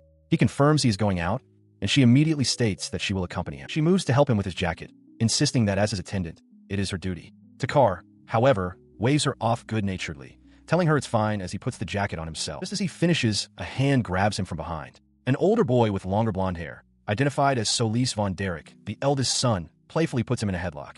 Derek teases him, calling him Mr. Prodigy, and asking if he's going out again after already finishing his assignments. Takar cries out for his older brother. Despite his brother's teasing tone, Takar understands the underlying sentiment. He internally complains that Derek is too good at everything and should consider his position as the younger brother, while Derek seems to genuinely agree with the prodigy assessment. He recalled his brother's history with a mix of awe and dread. In his previous life, Derek had shown an amazing talent for the sword at 13 and led his first campaign at 14. By 16, his military achievements, skill, and fame had made even neighboring kingdoms wary. Cyrus had lost count of how many times he felt defeated when compared to him. His intense gaze prompted Derek to ask why he was staring so intently. Internally, Cyrus affirmed that this was one of the futures he absolutely had to change. He knew that if history remained unaltered, this older brother of his would die in battle in 5 years. Derek, misinterpreting the look, playfully ruffled his hair, asking if it was another one of his secrets. Flustered, Cyrus insisted it was nothing. Breaking free, he dashed away, promising to bring back something tasty from the market stalls. As Derek watched him go, the young boy arrived at the special refugee camp area in the town of Asta, a place teeming with displaced people. Now accompanied by his maid, Eliza, he surveyed the scene. She observed that the situation seemed to have calmed down considerably, and Cyrus agreed, acknowledging that it was thanks to everyone's help. The crisis had begun the previous year. The southernmost border of the Care Kingdom was struck by a series of natural disasters originating from the neighboring Griffonia Empire. First a volcanic eruption, then a drought. While the Estel territory managed its own poor harvest with preserved foods and an ever-normal granary system, the resulting famine devastated 2 neighboring viscounties, forcing refugees into Est. Under the command of the House Steward, Raymond San, refugee relief measures were enacted. A designated reception area was established within the lower city walls, providing the displaced with temporary housing and food distribution, where warm soup made with dried noodles became a staple. Having taken in the scene, Cyrus decided on his next course of action. He announced that he would first show his face at the reception desk. Eliza quietly acknowledged his plan. At the bustling reception desk, a staff member named Claire was directing the new arrivals. She instructed everyone to line up and go through the receptionist to be registered, explaining that she would be writing down their name, gender, age, previous line of work, and the names of any companions. As she continued her instructions, asking for their place of origin, a refugee answered that they were from a village to the east of Estel. Her quill pen tapped against the paper as she recorded the information. At the refugee reception desk, a supervisor completes the registration for a refugee couple. She hands them a registration token, explaining that they must not lose it as it's needed for food distribution and work assignments. She directs them to a bulletin board for job applications, noting that the camp itself was built through the labor of refugees. As the couple expresses their gratitude and turns to leave, she advises them to visit the consultation window, if any issues arise. Her professional demeanor breaks for a moment as she spots a familiar figure approaching. With a surprised gasp, she calls out, "Ah, Takir-sama." Cyrus, seeing her, offers a simple greeting, complimenting her on her work. Flustered by the unexpected praise, her cheeks flush as she stammers a heartfelt thank you. The exchange draws the attention of the other women at the desk, all refugees employed there. They crowd around Cyrus, thanking him profusely for saving their lives and providing them with wages. As they wonder aloud how they could ever repay him, Cyrus looks around, startled, realizing his identity as the Solis Bernice child prodigy is known. This, he thinks, is a troubling development. The supervisor quickly steps in, chiding the women for gathering and reminding them that the best way to repay their benefactor is by working diligently. As one of the women bows low in apology, Cyrus quietly apologizes for the commotion. She turns to Cyrus and apologizes, admitting that his status and his proposals have been widely discussed. Cyrus laughs it off, confessing that he now regrets going overboard. Later, while walking with her and the blonde noblewoman, Cyrus asks if everything is proceeding smoothly at the reception desk. The supervisor reports that it is, adding that even the newly hired refugees are learning fast and the number of tasks they complete daily keeps increasing. Her professional tone softens as she expresses her gratitude. She explains that the refugees are deeply thankful for the warm meals and work.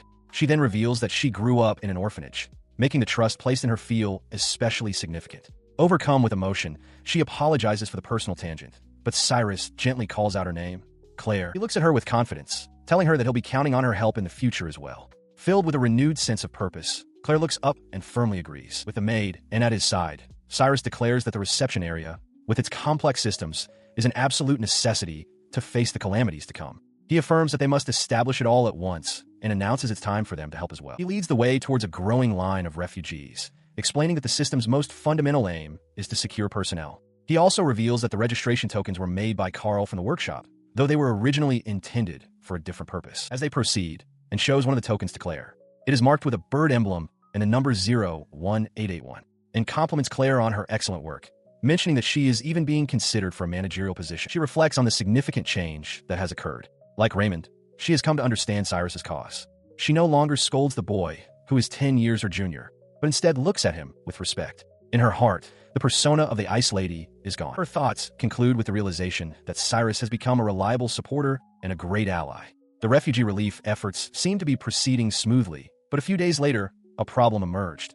An official notice from the Gorman Viscountcy demanding the return of all their refugees. This was a critical issue, as many of the refugees had come from the Gorman and Hyarimi Viscounties.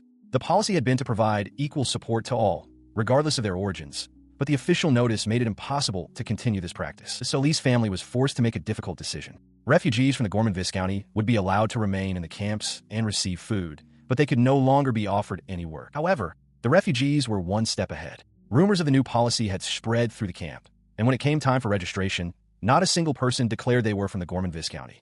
With no way to confirm their origins, the officials had to register them, knowing the truth. A few days later, an official outside the reception area calls for people to line up and register, assuring them there is plenty of food. The rumors had been spread intentionally to give the refugees advance warning, but uncertainty lingered about whether the plan would proceed smoothly. Stepping before the crowd, Cyrus raises his hand and addresses them directly. He tells those from outside the Estel territory not to worry and to get in line, explaining that they will only be asked for their name and their hometown or village. He calls out, "Excuse me," to a tall, cloaked figure standing amidst the crowd of refugees. The young boy looks up expectantly, responding with a simple, "Yes." The hooded man turns, revealing a group of weary-looking people behind him. He explains that they are mercenaries formerly employed in the Gorman Viscountcy and asks if it would be possible for them to receive a meal. Cyrus observes the man's straightforward honesty, internally pondering how to handle this request from mercenaries associated with Gorman. He continues, his voice strained, explaining that their contract was terminated because their former employers deemed them useless mouths to feed.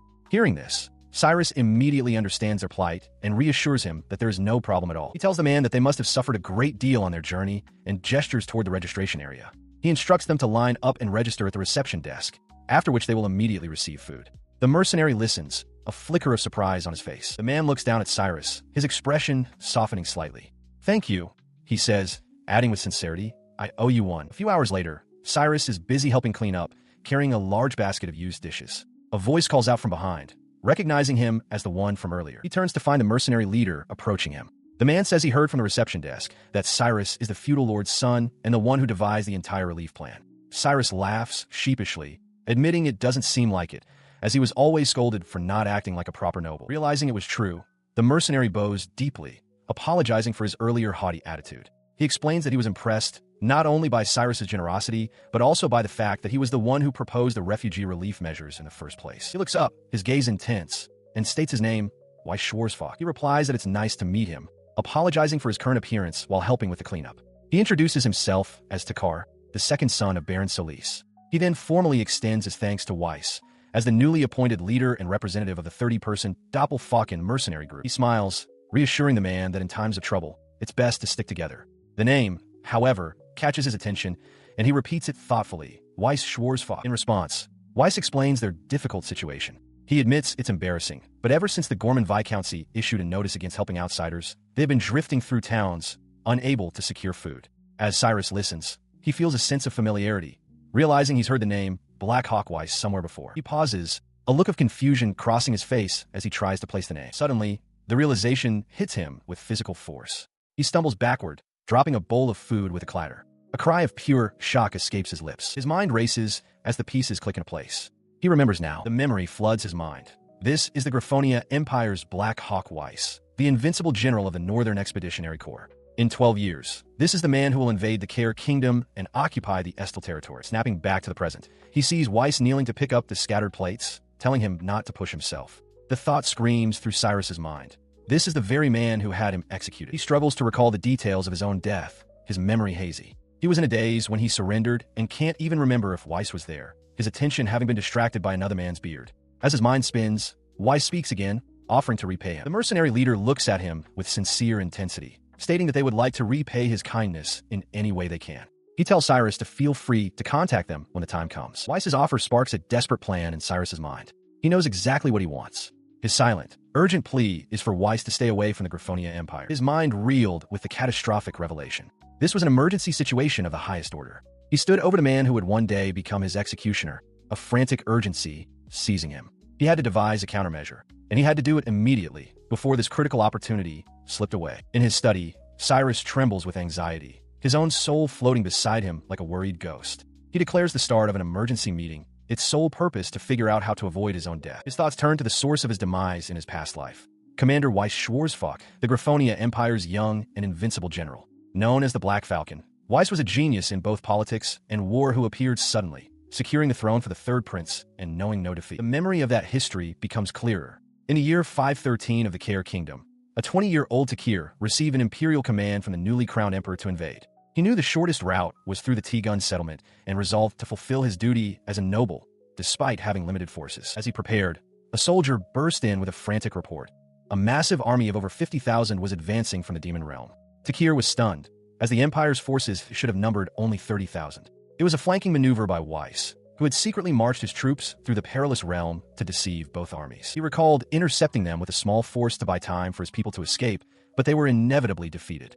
General Weiss had offered to accept his surrender, guaranteeing the lives of his subjects in exchange for his land and his life.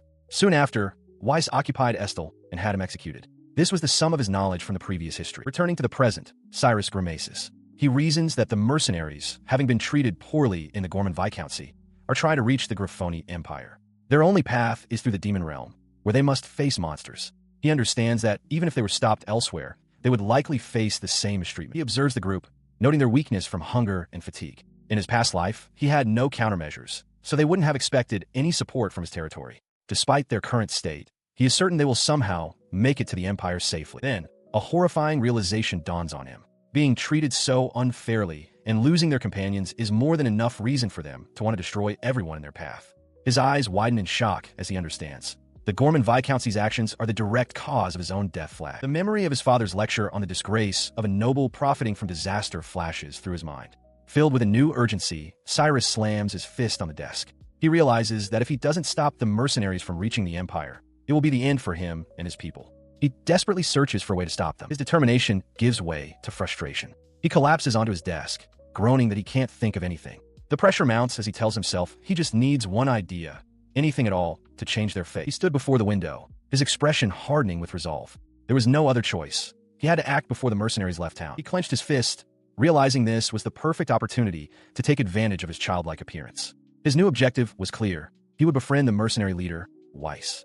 With newfound purpose, he began his charade, running about with a stick like any other boy his age. And so, Under the pretense of inspecting the refugee camp, he began his daily visits to the corner where the mercenaries had set up their quarters. Each day, he played near their encampment and watched over him, enthusiastically responding to the mercenaries' shouts to charge forward during their drills. His constant presence eventually drew the attention of one of the armored men, who remarked that a lord's son had no business in such a place. Unfazed, Cyrus simply smiled, thanked him, and announced that their activities for the morning were concluded. He then approached their leader directly, greeting Weiss by name. Cyrus explained that his parents had given him permission to be there, viewing it as a valuable learning experience, though this was contingent on him helping with food distribution. Weiss replied humbly that the boy's words were too kind, and simply turned a blind eye to the proceedings. Having established a rapport, he hopped onto a crate to speak with Weiss at eye level.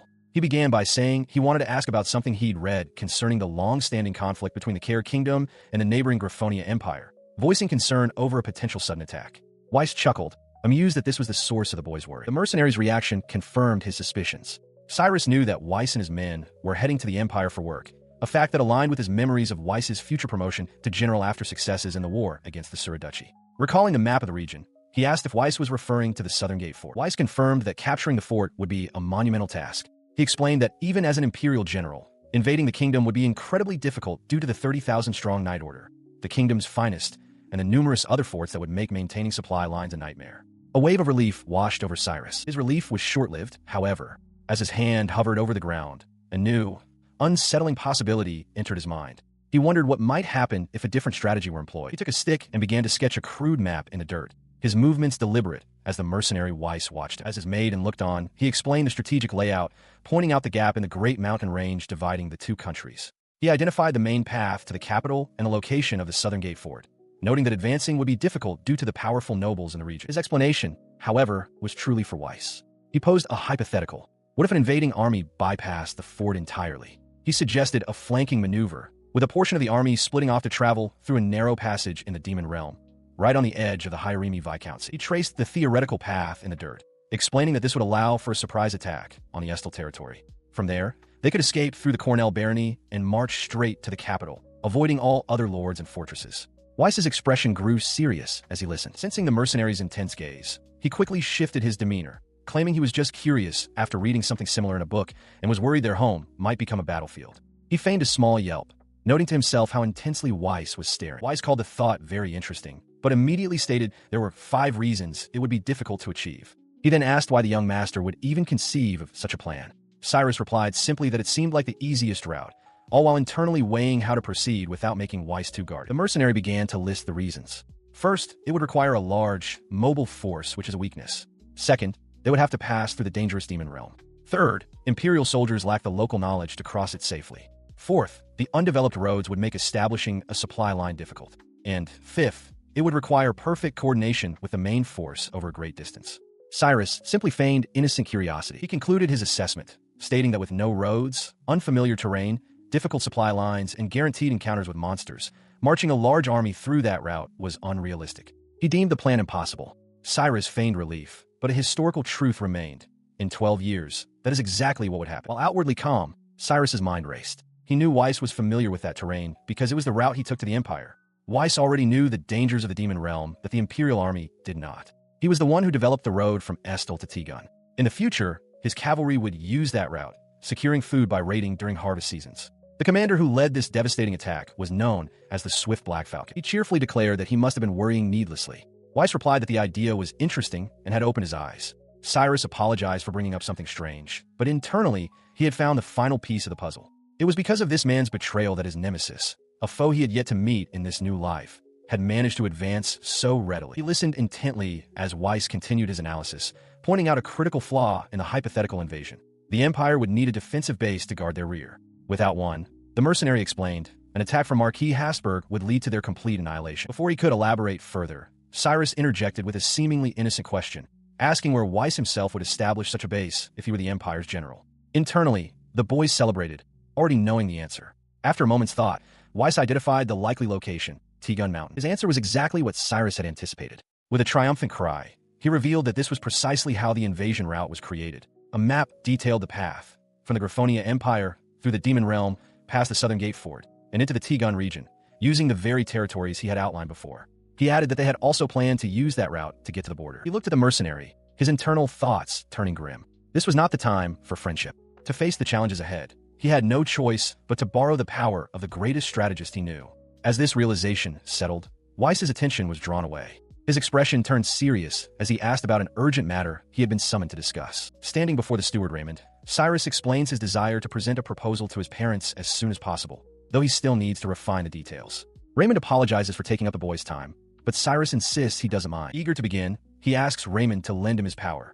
The steward gives his immediate, unspoken consent. Just as they are about to proceed, the maid enters the room, announcing that she has brought refreshments for them. Taking a seat, Raymond smiles gently and quotes an old saying, advising that haste makes waste. Cyrus takes a sip from his cup, the warm drink soothing him as Raymond watches over him from across the room. His composure regained, he informs Raymond that he has 2 proposals to discuss and asks for a moment to give a brief outline. He begins with the first proposal, which concerns the future of the refugees. Cyrus argues that maintaining the current situation is untenable and that they should seize the opportunity to accept the refugees as new citizens, thereby increasing the territory's production power. Raymond notes that the government holds a similar view, but presses the boy on how he actually plans to integrate them. In response, Cyrus declares his solution: recruit them and establish a new settlement on T-Gun Mountain. Raymond immediately asks why he believes T-Gun is the proper place. Cyrus, feeling the steward's perceptive gaze, explains that it's because the refugees are primarily from the Gorman and Hyarimi territories. He elaborates, pointing to a map. T-Gun is a remote location, close to both of their home territories, but difficult for them to observe. He acknowledges the threat of bandits and monsters in such regions, but notes T-Gun's natural defenses make it safe. As a final point, he reveals his long-term plan to use the settlement as a base to explore the dangerous but treasure-filled Demon Realm. Raymond listened to the proposal before raising a related matter. He asked Cyrus if he was aware that the 2-headed Falcon mercenary group was temporarily staying at EST. Cyrus confirmed that he had heard the news. The young lord then elaborated on his intentions. He argued that since the Solis family is entrusted with guarding the border, they have a duty to continuously strengthen their military. Having spoken with the mercenaries, he could attest to their outstanding leader and powerful members, concluding that they shouldn't miss this rare opportunity to recruit them. The steward considered this, his expression thoughtful. Cyrus pressed on, connecting this to his first proposal. To ensure the safety of the new settlers, they would need to hire guards, and fortunately, their recent speculation on grain provided the necessary funds. He laid out the core of his strategy. They could use the mercenaries as guard for the new settlement in the short term, which would simultaneously strengthen their long-term fighting power. It was a chance, he argued, to kill 2 birds with 1 stone. As he asked for his steward's opinion, Raymond calmly noted the significant cost of hiring 30 people. A knowing smile touched Raymond's lips as he asked if that was the extent of the proposal, finding the situation a bit troubling. Cyrus took a quick gulp from his cup, realizing his steward had seen right through his initial pitch. He understood now. Raymond had likely already received a report from Anne. With a confident smile, he acknowledged internally that he did, in fact, have a plan to offset the costs. He then revealed the rest of his plan. They could permit the mercenary leader to continue his usual duties, such as monster hunting and caravan escorting, on top of his service to the barony. This would provide the mercenaries with additional income, making a budgetary agreement possible. He added a personal request to the proposal. He wanted Weiss to become his instructor. Citing the man's trustworthiness and renowned skill in both swordsmanship and military strategy, Cyrus expressed his strong desire to learn combat tactics under his tutelage. The steward finally gave his assent. He acknowledged that there were no fundamental problems with the proposals and that the administrative details could be presented to Darren-sama and Karisu-sama. As Cyrus began to express his relief, Raymond cut him off with a single, cautionary word. However, the young lord's expression fell. He grimaced, realizing the obstacle. It was far too early to appoint Weiss as an instructor. He knew there was a high likelihood that his superiors would first insist on determining whether the mercenary was as trustworthy as he claimed. He was asked about his future plans for the settlement. He explained his vision with clarity: to develop and govern the land of T-Gun, transforming it into a settlement that would support their economy and serve as a base to protect the southern region of the Estel territory. As the second son, he saw it as his duty to support his older brother, the future head of the house. This, he declared, was essential groundwork for the future, a matter on which he could not afford to relent. The next day, in a meeting room, Raymond confirmed to Cyrus's father that he understood the plan and would handle the rest. The father, looking weary, turned his attention to his son, remarking that he had heard the details from Raymond and that it seemed to be one thing after another with him. Speaking with his wife, he expressed his financial concerns. He acknowledged that while the barony had gained some leeway from recent profits, the investment required for this new development was on an entirely different scale. He worried that, depending on the final scope, they might not be able to pay the 10% he had promised. As he began to voice his uncertainty about provoking the Viscounts, his wife cut him off sharply. She reminded him that their recent profit was solely due to Cyrus's proposal, without which their territory would be in the same dire state as the others. With a firm, unyielding expression, she declared that such political matters were his to deal with and had nothing to do with their son. Elsewhere, Cyrus reflected on his father's worries. The disagreements with the Viscounts the refugee problem, and securing resources from a demon realm. A quiet realization dawned on him. His father was pitiful. It was his mother who was the strongest one here. His father delivered the final decision. The plan would move forward, with Raymond handling the details for further discussion between him and Cyrus. However, the request for a swordsmanship instructor was rejected. Furthermore, the matter of governing the settlement would be put on hold until Cyrus turned 15. The boy accepted the terms. He then informed his son that, as a reward for his previous successful proposals, he would receive 50 gold coins. He cautioned Cyrus that this was a substantial sum, comparable to several years of income for a commoner, and instructed him to use it wisely. Cyrus looked up, surprised by the announcement. The amount stunned him. 50 gold coins. He immediately understood the weight of this reward. For an 8-year-old noble from a barony, this was a huge amount of money. His mind raced. He would have to use this money for his next move, his next era. He quickly composed himself, deciding to consider the outcome a success. While it was unfortunate that the instructor proposal was denied, the most important matter, keeping the mercenary group, could be left to Raymond. With his thoughts settled, he bowed and asked to be excused. He was interrupted by the sudden arrival of a young man with long blonde hair, tied in a ponytail. Behind him, Cyrus recognized his other brother, Derek, accompanied by a young noblewoman. The newcomer addressed Cyrus as Nisama, apologizing for the intrusion but insisting on being allowed to speak, claiming the matter concerned him as well. His request was granted, and he was soon standing before his father's desk, with Cyrus at his side. The Baron, looking weary, permitted him to speak, though a sense of foreboding washed over him. The young man politely asked if he could stand there, and a slightly bewildered Cyrus gave his assent. What he said next struck Cyrus with the force of a physical blow. His eyes widened in disbelief, a single fragmented thought echoing in his mind. "Teach this is." With a steady voice, the blonde brother made his formal petition. He declared his wish to learn under the command of the mercenary leader, Weiss, and pleaded for his father's consideration. The proposal was so unexpected, the idea of reinforcement so shocking, that it left Cyrus utterly stunned. The young man, however, remained perfectly composed, his gaze fixed and determined. In his father's study, Derek makes a formal request on behalf of himself and his younger brother, Cyrus. He states their shared desire to learn under the tutelage of a mercenary group leader. This sudden proposal catches their parents off guard. Their father, looking over from his desk, questions Derek about the abruptness of his decision, while their mother watches with a concerned expression. After a moment, he invites his son to elaborate on his reasoning. Standing beside his older brother, Cyrus eagerly affirms their intent with a loud yes. The young man begins to lay out his case, reminding his father of the established 9 levels of swordsmanship. He explains that this hierarchy, from oblivious to sword god, gives practitioners a clear understanding of their own standing. He then directs his argument to his father, noting that while the soldiers of the Solis barony are known for their courage, few are truly proficient with the sword. His father listens, conceding that his son is correct. He continues, pointing out that since the other 2 available sword masters have been knighted and now hold managerial roles, it has become difficult to receive proper instruction from them. Cyrus is visibly impressed by the depth of his brother's foresight. His brother's thoroughness prompts an internal reflection from Cyrus. He recalls that in the previous timeline, Derek became a sword saint at the young age of 16. Even now, he is showing immense potential and has reportedly begun manifesting light magic, a rare ability in the kingdom. This line of thinking leads him to a startling conclusion. He realizes with a jolt that his brother seems to be developing roughly 3 years faster than he did in the previous history, a thought that makes him whisper Derek's name in disbelief. As Cyrus processes this revelation, his father, convinced by Derek's argument, agrees to the request. He states that he understands and offers to have Raymond arrange things, especially if Cyrus is unsatisfied with his current training partner. He then begins to make a suggestion, saying that if it is a sword expert they want, he might have someone in mind. Before he can finish, Cyrus interrupts him, simply addressing him as father. He was met with a single, cutting thought from his youngest son. "How naive of you." Cyrus then roared the reason for his father's naivety, declaring that Sir Weiss's swordsmanship had already reached the level of a sword demon. Compared to his father, he explained, Weiss was an entire level ahead. The Baron could only recoil in shock, his mind reeling from the revelation. The impact of the news was so great that the Baron slumped forward onto the table, utterly defeated. His wife, Derek, and Cyrus watched the silent aftermath. Derek, with a confident wink, addressed his father, stating that he understood his concerns. He agreed that it was fine, but they would have to wait until after his father had looked into Weiss before a final decision was made. The Baron, still processing, seemed to concede. With so much having transpired, the meeting came to a close. Afterward, the Baron ordered his people to begin a thorough investigation into Weiss and his mercenary group. Cyrus reflected that his brother's sudden support had truly saved him this time, though he was left wondering what had caused Derek's sudden surge in growth. Behind him, Derek celebrated their victory, confident they would be permitted to train with Weiss once enough information was gathered. The older brother's motivation was simple.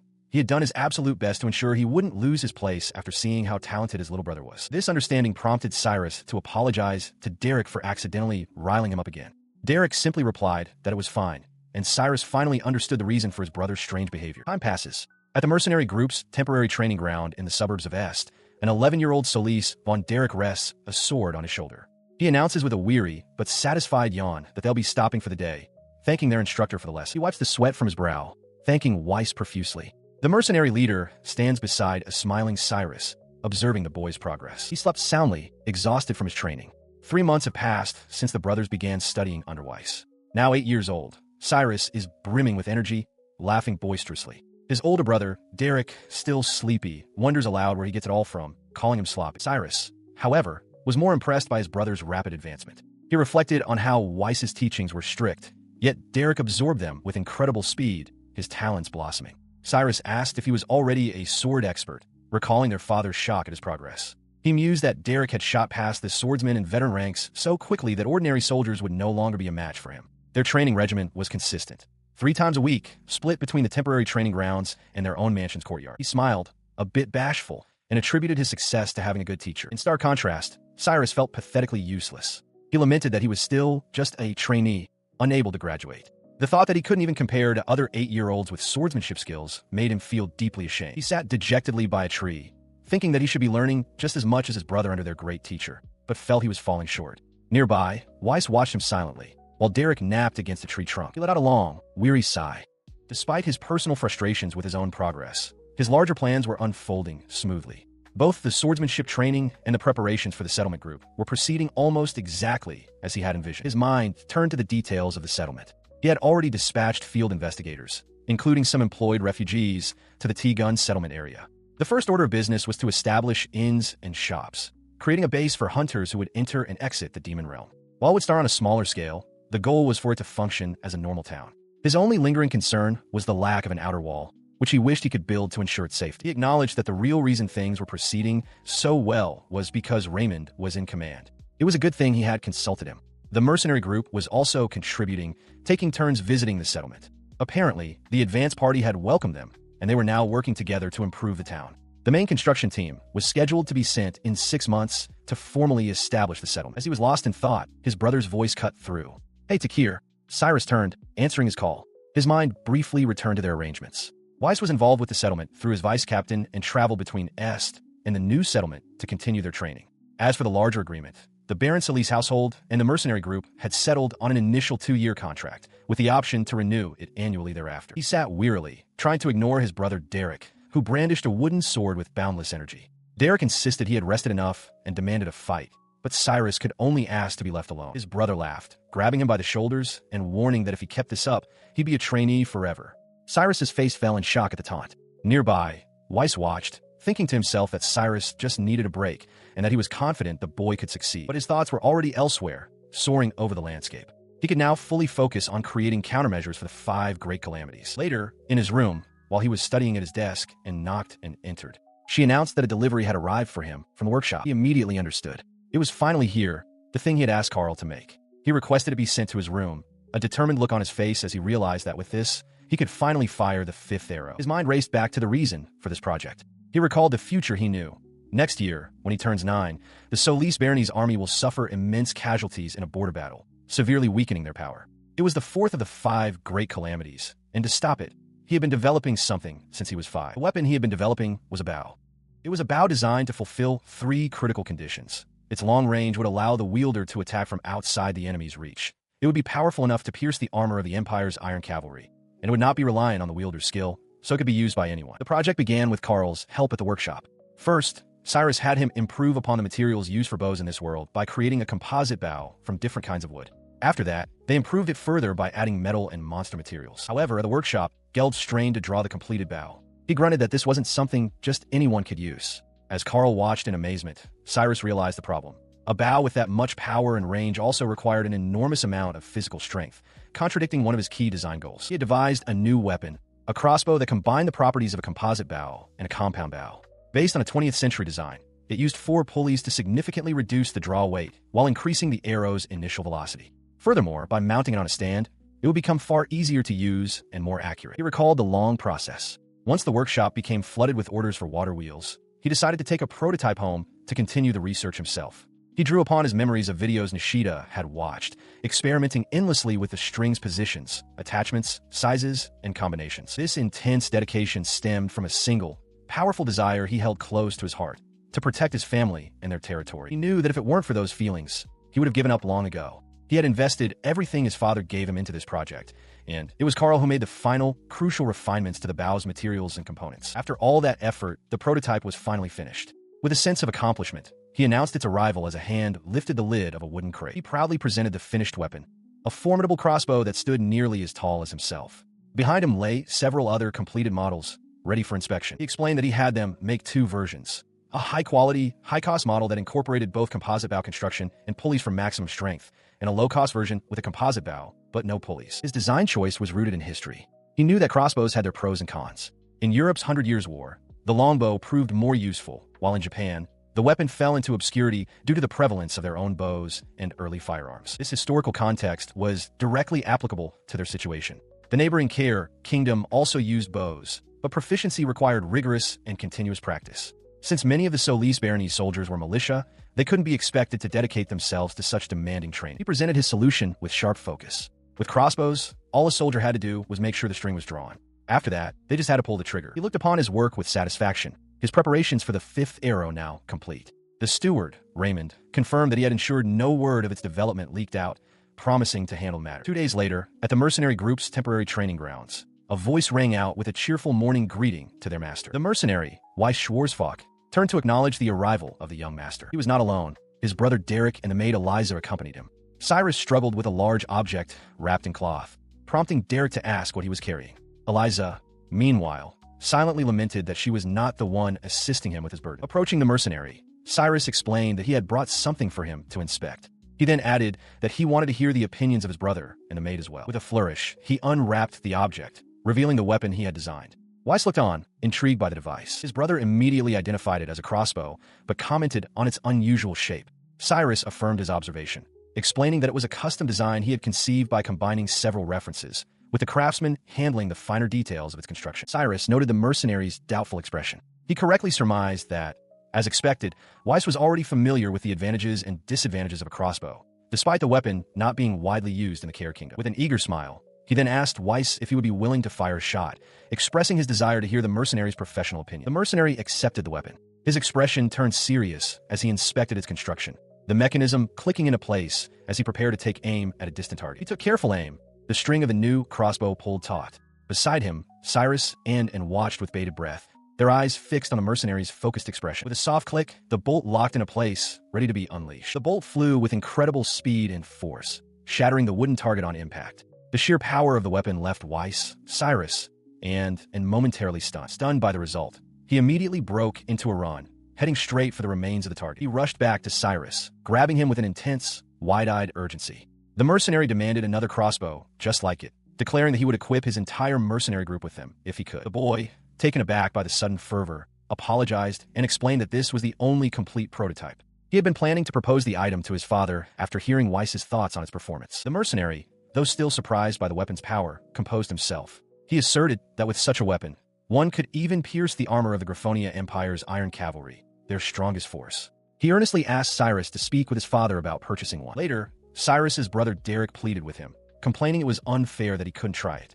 Cyrus, unable to refuse his brother's begging, reluctantly agreed to let him have a turn. He fired the crossbow again and again, completely engrossed. In the end, Derek's enthusiastic target practice only ceased when it finally stepped in to stop it. The following day, in the courtyard of the Baron Solis house, Cyrus stood before his parents and their steward, Raymond. He formally thanked them for granting him their valuable time. He stands before his older brother, Derek, a bright and eager expression on his face. He explains that while it might be sudden, he has something he'd like his brother to see. With that, he presents the crossbow. Looking up at his brother with unwavering trust, he declares that he is leaving it in Derek's hands. In the courtyard of the Baron Solis house, Cyrus stands with a peculiar, rifle-like weapon, aiming it steadily. With focused eyes, he addresses his older brother, Derek, declaring that he is leaving the shot to him. A sharp click echoes as the weapon fires, launching its projectile with startling speed. Derek, Raymond, and can only watch. Their faces a mixture of shock and astonishment at the sudden discharge. The bolt strikes true. Cyrus throws a triumphant fist into the air, shouting that he hit the bullseye. Derek, however, is left utterly speechless, stammering in disbelief at what he just witnessed. He recovers, his gaze fixed on the strange weapon. Derek comments on its unusual shape and incredible power, asking Cyrus if he conceived of it from his books. Cyrus confirms that he did, explaining that he wondered if certain materials could be used for a bow. He adds that they consulted with Weiss, who tested the weapon and concluded it was powerful enough to defeat the Griffonia Empire's famed Iron Cavalry. Derek's expression shifts to one of stern reprimand. He shouts that this is a matter of great importance and that Cyrus should have immediately brought it to him, his father. Cyrus looks away sheepishly, acknowledging that he was scolded. His tone softens as he considers the implications. More importantly, Derek muses this weapon could greatly aid their territory, empowering citizens who lack strength and experience. From the side, Raymond quietly agrees. Cyrus, addressed as Takir-sama, looks up with renewed purpose. Raymond steps in with a critical question for the two brothers. He asks if they know why crossbows are not more common, pointing out their critical weakness. The difficulty in reloading makes them inferior to longbows in terms of firing rate. In response, Cyrus and Derek stand together, their expressions resolute. Derek announces that they have a proposal to address that very problem. With and watching from behind, he declares that it is time to begin preparations for the war that will arrive in 1 year's time. Cyrus elaborates on their plan, suggesting they begin mass-producing the new weapon to arm their forces as soon as possible. Derek listens intently, his mind on their greatest threat, the Empire's Iron Cavalry. He knows that if they were to attack in force, their territory would be completely overwhelmed. He continues, explaining that while their current arrows cannot pierce the enemy's armor, this new weapon can easily penetrate steel. With it, even a child like him could fell an armored knight. Cyrus points out that their army numbers only 400, but equipping them with this weapon could turn the tide of war. For that reason, he believes they must keep it a secret to secure their advantage. Derek agrees. His brother, Derek, considered the proposal with a serious expression. He acknowledged that mass-producing the new weapon would be amazing, but pointed out the need to also increase the number of people who could use it. He posed a hypothetical, training around 10% of the territory's population. He confidently replied that acquiring around 800 archers was neither an exaggeration nor an optimistic guess. To achieve this, he explained, the archery range would not be exclusively for soldiers. It would be open to the public, free of charge, turning archery into a pastime for the people's enjoyment. To further incentivize them, prizes would be prepared, including money, jewelry, and even swords. Derek turned to their mother, asking her opinion on Takar's interesting proposal. Before she could answer, the young boy eagerly elaborated on his logic. The people would strive to improve their skills in hopes of winning prizes. The more they played, the better they would become, and ultimately, the territory would gain a force of excellent archers. His brother remained skeptical, however, stroking his chin as he wondered aloud if the people would truly go along with such a plan. Cyrus simply watched him with a knowing smile. He reassured Derek, explaining that he had tried it himself the day before and found it to be great fun. He promised that most of his brother's worries would be alleviated once he heard the next part of the proposal. With a raised finger, he began to detail the system, which he called the sixth arrow. The first step, he explained, would be to assign scores to the targets. Whoever achieved the highest score by the end would win the prize. He continued, laying out the subsequent steps. The second would be to host monthly and annual tournaments, allowing people to showcase their skills. The third step involved offering prize money to encourage even more participation. For the fourth and final step, they would act as bookmakers, allowing people to bet on the winners. A portion of the betting money would then be used to cover tournament costs and prizes. Turning to his father, who had joined them, he summarized his vision, a system that was essentially a festival, with the citizens of the territory as the main participants. This, he argued, would make the tournament lively and draw in even more people to compete or bet. He then eagerly asked for his father's thoughts. With determination burning in his eyes, he declared his belief that this wonderful idea would transform the populace into a valuable fighting force through entertainment and material gain. Eventually, he proclaimed, this tournament would become the signature specialty of the House of Solis. He began by addressing Raymond's earlier question about the crossbow's lower firing rate, stating his belief that how a weapon is used is far more important than its raw statistics. He continued, explaining that while a single volley might produce fewer arrows, they could adopt the three-row volley tactic. By rotating rows of soldiers, one firing, one preparing, and one setting an arrow, they could maintain a consistent barrage, which he was certain would be enough to overcome the Iron Cavalry's charge. To further his point, he reminded them that his brother Derek, despite his excellence with his sword, was not particularly skilled with a bow. Yet, with only a single day of practice, he was already able to hit a distant target with a crossbow, a surprising development. He then turned to his family, gesturing to the courtyard beyond. He posed a powerful question. Wouldn't it be amazing if all of the barony soldiers could become that proficient? With a cheerful smile, he then casually mentioned that he had not yet informed Weiss of any of these plans. His father's expression immediately darkened at the revelation. The two brothers, Cyrus and Derek, stood side by side, sharing a confident and knowing smile. From his position, Raymond observed to his master that it appeared the boys had successfully pulled one over on him. The Baroness, however, was lost in thought, her mind fixated on the immense costs of such a venture. She decided it was best to pretend she hadn't heard that part. His master, the Baron, remained silent for a moment, his expression serious as he adjusted his cravat. He then called out for his steward, Raymond. The steward answered at once. He then issued a series of orders to Raymond. Go to the workshop and request the mass production of crossbows without pulleys, keeping their distribution among the soldiers a secret. Training was to begin as soon as possible, and preparations for the construction of an archery range were to be made. Raymond acknowledged that he understood. The Baron then addressed his sons directly. He tasked Derek with researching the performance of the weapons on the battlefield, stressing the need for secrecy. To Cyrus, whom he called Dakar, he assigned the creation of a report on the archery range and the proposed betting system, leaving the tournament specifics to his staff. Both boys eagerly accepted their father's commands. His father, the Baron, concludes his instructions with a decisive declaration. All expenses for the project will be covered by the territory's funds. Before the matter is closed, Cyrus interjects, recalling that Commander Weiss had expressed interest in the new crossbows. He presents a proposal regarding the matter to his father, who listens with curiosity. He elaborates on his idea. They could provide the crossbows to Weiss's company not for a fee, but under specific conditions. These would include ensuring strict secrecy in management, using the weapons in actual combat against monsters, and providing detailed feedback for future enhancements. The Baron considers the proposal and finds it to be an excellent idea. He adds that once Weiss's men become proficient, they could serve as instructors for the Barony's own army. Derek playfully chides his younger brother for being shrewd enough to take advantage of his own teacher, remarking on how scheming he has become. Cyrus accepts it as a compliment, claiming he has always been this way, while silently acknowledging his father's presence. The Baron then shares a long-standing strategic dilemma: the difficulty of turning citizens into a fighting force. He explains that deploying troops for a war would leave the garrison undermanned, exposing the territory to bandits and monsters. He reflects on their repeated defeats by the Iron Cavalry, stressing the urgency of acting now to be ready for the coming war. Hearing this, Derek invites everyone present to test the new weapons. He concludes that if the populace itself could be turned into a capable fighting force, they could march to war with confidence, knowing the territory is secure, and even bolster their ranks with more soldiers. Cyrus listens, impressed by his father's strategic foresight. The strategic discussion gives way to a practical demonstration, with the entire family, along with Raymond, taking turns firing the crossbows. The Baroness celebrates hitting her target and eagerly tells Raymond it's his turn, while the Baron and Cyrus watch on, impressed. He reflects on the event, realizing that the sheer enjoyment of using the crossbows is a powerful tool. Should any doubts about the plan arise later, he can simply remind them of this successful and entertaining demonstration. This moment marked the first step toward a near future where the forces of Solis would earn a formidable reputation on the battlefield, known as the Solis archery. The weapon, newly introduced to the world, would from that point on be known by the name Estelbau. To begin its production, he traveled to the workshop in the town of EST. The sounds of industry spilled from the building as craftsmen called out for materials. A single boot stepped onto the wooden porch, and a voice called out a greeting. The workshop manager, Geld, turned to face the entrance, his expression breaking into one of recognition. He greeted the young master, noting that both the building and the number of workers seemed to have increased. Cyrus, accompanied by Derek and another young boy, looked on as Geld thanked them for visiting. Turning to his employees, he loudly announced the arrival of their esteemed guest. All the craftsmen stopped their work, standing and bowing in unison. "Greetings," they shouted, their voices echoing in the workshop. Cyrus, taken aback by the formal reception, offered a hesitant hello in return. He quickly recovered, addressing Geld directly. He told the manager there was no need for such formality, but Geld insisted, laughing that he couldn't possibly be so casual. Cyrus then stated his purpose. He was there to inquire about the Estelbau and to consult on some new designs.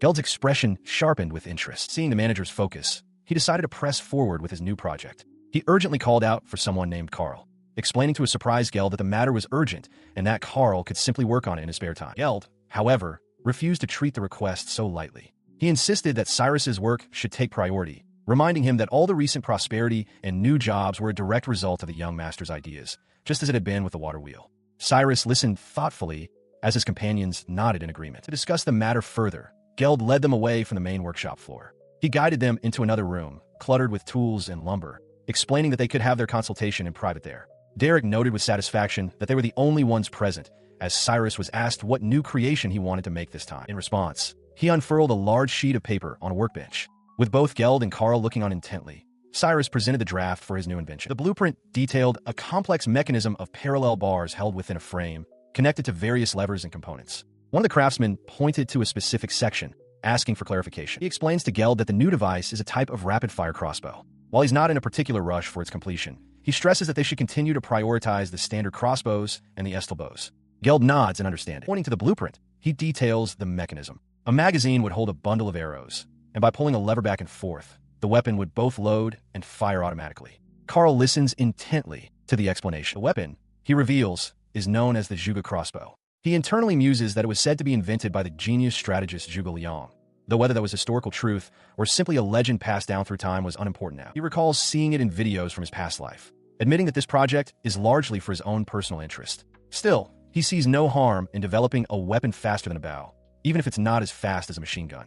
Derek, intrigued, asks about the metal component needed to hook the string. The craftsmen, however, are already lost in thought. Geld immediately points out that a curved axis would be unsteady upon firing, while Carl suggests doubling another part. Eager to begin, Geld calls for tools and arrows, prompting Cyrus to hastily try and stop them. He quickly reminds them that the weapons they were already commissioned to build must take priority over this new project. He then adds a request for them to keep this new design a complete secret. With tools already in hand, both Carl and Geld grin with determination. They confidently tell him to leave it all to them, leaving Cyrus momentarily speechless at their enthusiasm. Later, after touring the Estelbau production area with his brother and their companion, Cyrus reflects on the progress. Wooden parts were being replaced with metal, and the work was divided among various craftsmen to ensure durability and allow for mass production. At this rate, he thinks they will have the bare minimum needed for the border war next year. He felt a sense of relief, knowing that not long after his visit, the first mass-produced versions of the bow were completed. Apparently, Weiss had personally visited his father the day after being shown the crossbow, securing the necessary amount for his mercenary group. The mercenaries have not only been using the Estelbows and providing feedback, but they have also begun researching a three-row volley tactic, just as his father requested. In the original history, the war set to occur next year was a small-scale battle led by two marquisites. However, it was a conflict that resulted in the Solis barony losing 40% of its army. Now, a significant difference has altered this historical course. The key factors for this change are numerous. Firstly, the Estelbows provide a direct counter to the enemy's main force, the Iron Cavalry. Secondly, these bows have allowed for a drastic increase in the number of archers. Thirdly, the two-headed Falcon mercenary group, led by the invincible General Weiss, now fights for them.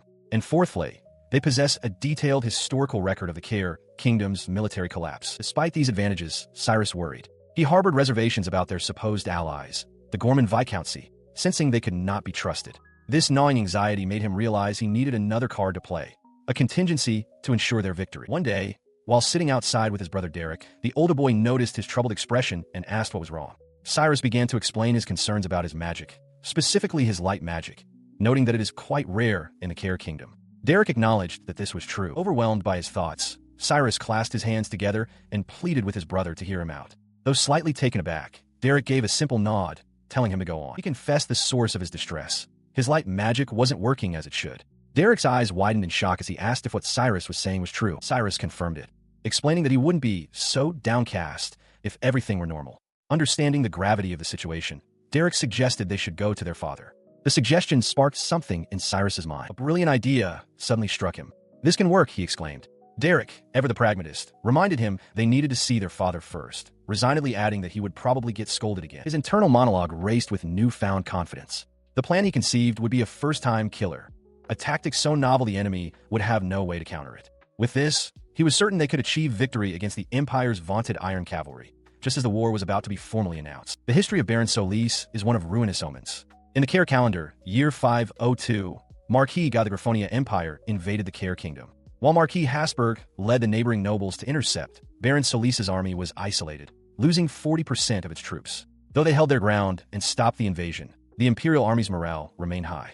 Both sides claimed victory, but the border was stained with the blood of the kingdom's soldiers, a great lament for the citizens of Estel. This history weighs heavily on the present. One sweltering summer day, a messenger from Marquis Habsburg arrived in Estel, interrupting the household. He delivered his urgent message. There were signs of another invasion planned by the Griffonia Empire. The orders were clear. Gather the troops at the Southern Gate Fort and annihilate the enemy on the plains to the south. Young Solis von Tekir looked on, his eyes wide with shock. Their destination was the Southern Gate Plains, a battlefield bordering the Demon Realm. The Baron was to command 200 more men than his rank would normally allow. While not the 600 a Viscount might lead, it was a force sufficient to preserve their honor. Solis recalls watching the troops depart through the main gate, standing alongside the remaining members of his family. He remembers the look on his mother's face, her expression firm as she watched them go. He, too, stood by, a silent observer of the solemn procession. Now, taking a break from his self-imposed training, he sits alone, contemplating the passage of time. He figures it must be about now that his father and the others are arriving at the battlefield. He thinks back to when he was 9 years old. He had expressed his desire to join the army, but they had rejected him. His parents' words echo in his mind. His father had sternly told him that the battlefield was not a child's playground, and his mother had gently added that it was not as simple a place as he imagined. He clenches his fist, insisting to himself that he is not being naive. It is precisely because he knows the true harshness of fighting that he has been so driven to become stronger. He cannot stop thinking about it. If things go according to the history he knows, his family's army will lose 40% of its fighting strength. But he is resolved. This time, it will be different. The Solis Barony's army has advantages they never had in the previous history. While he worried, his father, the Baron, was confident in his own preparations. He believed that with the strategies of the genius known as the Invincible General Weiss, their elite troops could handle any disadvantage. To be certain, he had also discussed the Iron Cavalry's tactics and potential counters with the general. His confidence stemmed from key changes to the Solis Barony's army structure. The formal archer position had been eliminated. In its place, every soldier, including the cavalry, was equipped with an Estel bow, a weapon so effective that even conscripts could use it without skill. This, combined with a significant increase in cavalry numbers compared to the previous history, was a major advantage. The increase was possible because 2 years ago, when grain prices surged, his father had made some strategic moves. While other territories suffered from famine, slaughtering, or selling their horses for food, the Baron had seized the opportunity. He acquired many horses, particularly those suitable for military use, under the convincing excuse that they were needed to help evacuate citizens from their settlements. The results were substantial. The cavalry, which previously numbered under 100, now exceeded 200 with the inclusion of mercenaries. As part of their contract, the two-headed Falcon mercenary group received priority for the new war horses. This abundance also allowed for more regular troops to be converted into cavalry units. Back at the estate, Cyrus sat alone, clutching a wooden sword. He felt he had done everything he could. As a child, he could do nothing more but stay behind and wait for good news. The thought vexed him, but he closed his eyes and prayed, pleading for them to get through this fourth calamity safely. As he prayed, his mother stood nearby, her expression somber as a single feather drifted past her. Cyrus looked up, his silent plea continuing, for them to overcome. She gazed up at the sky, watching 2 birds soar freely as the unspoken prayer concluded. This trial. The scene shifts to the Southern Gate Plains, near the border.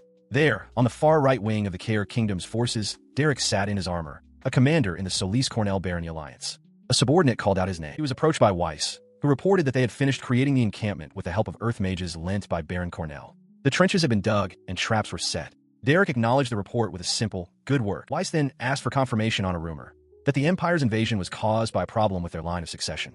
Derek affirmed it, explaining that it was an act of desperation by the First Prince's faction, as the prince lacked any real achievements. That was why the First Prince himself was not present, only Marquis God. He listened as Weiss asked for his assessment of their odds.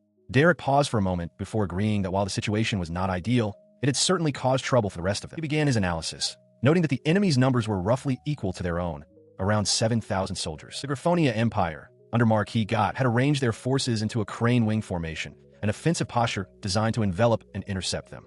Derek considered the strategy. While its fundamentals were not wrong, he believed it was incredibly dangerous. When asked what he meant, Derek explained that the enemy would not necessarily act as expected. Marquis Hasberg, commander of the Kair Kingdom's main force, shared this sentiment, cautioning that their foes might not be aiming for his central army at all. He elaborated on the flaw. The Allied commanders had secured advantageous defensive positions on high ground, forcing the enemy's formation to spread out. This created large, vulnerable gaps between their wings, diminishing the formation's effectiveness. His eyes narrowed with certainty. He was sure the enemy's plan was to exploit these gaps and defeat their forces piecemeal, beginning with an assault on either the left or right flank. Such a maneuver would be devastating. After defeating a wing, the enemy could then use that opening to attack Marquis Hasberg's central army from the sides or the rear. Worse, they could break through completely, cut off all avenues of retreat, and surround them entirely. Weiss listened intently to the grim forecast. If that were to happen, Derek concluded gravely, it would spell the end for their entire army. However, he continued, their own formation had a fatal flaw. They had arranged themselves in a large encirclement, but because their numbers were equal to the enemy's, their forces were spread too thin.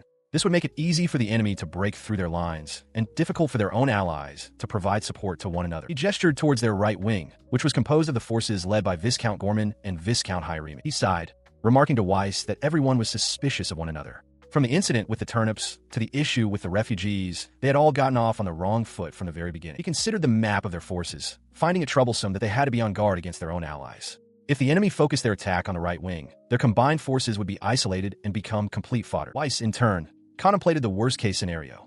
If the two Viscounts decided to take revenge during this battle, they would only need to pull their defensive line back slightly to ensure the Alliance's forces were completely cornered. He agreed that the situation was truly dangerous. Derek added that it was highly likely the enemy had already thought of exploiting this very weakness. Their opponent's main force was Marquis Gott's Iron Cavalry, a unit with absolute confidence in its own strength. A direct, frontal assault against them would be hopeless. A smirk crossed Derek's face. That was only true, he countered, if they were to charge them from the front. He explained that there was an opening they could use, a strategy that could completely turn the tide of the battle. Weiss then detailed their own assets. They had Baron Cornell's troops, who were skilled with constructs. Furthermore, all 400 of their soldiers were equipped with Estel bows, and half of that force was also cavalry. As their banners flew in the wind, the full scope of their plan began to form. Derek added one final, crucial detail. They had also made preparations for a hidden ace, a secret strategy. He continued to lay out the strategy, explaining that the enemy's left wing was led by the famously brave Viscount Silius. Derek expressed confidence that with their current measures, their odds were quite good, especially with a surprise tactic that even their own allies wouldn't anticipate. Hearing this, a confident smirk spread across Weiss's face.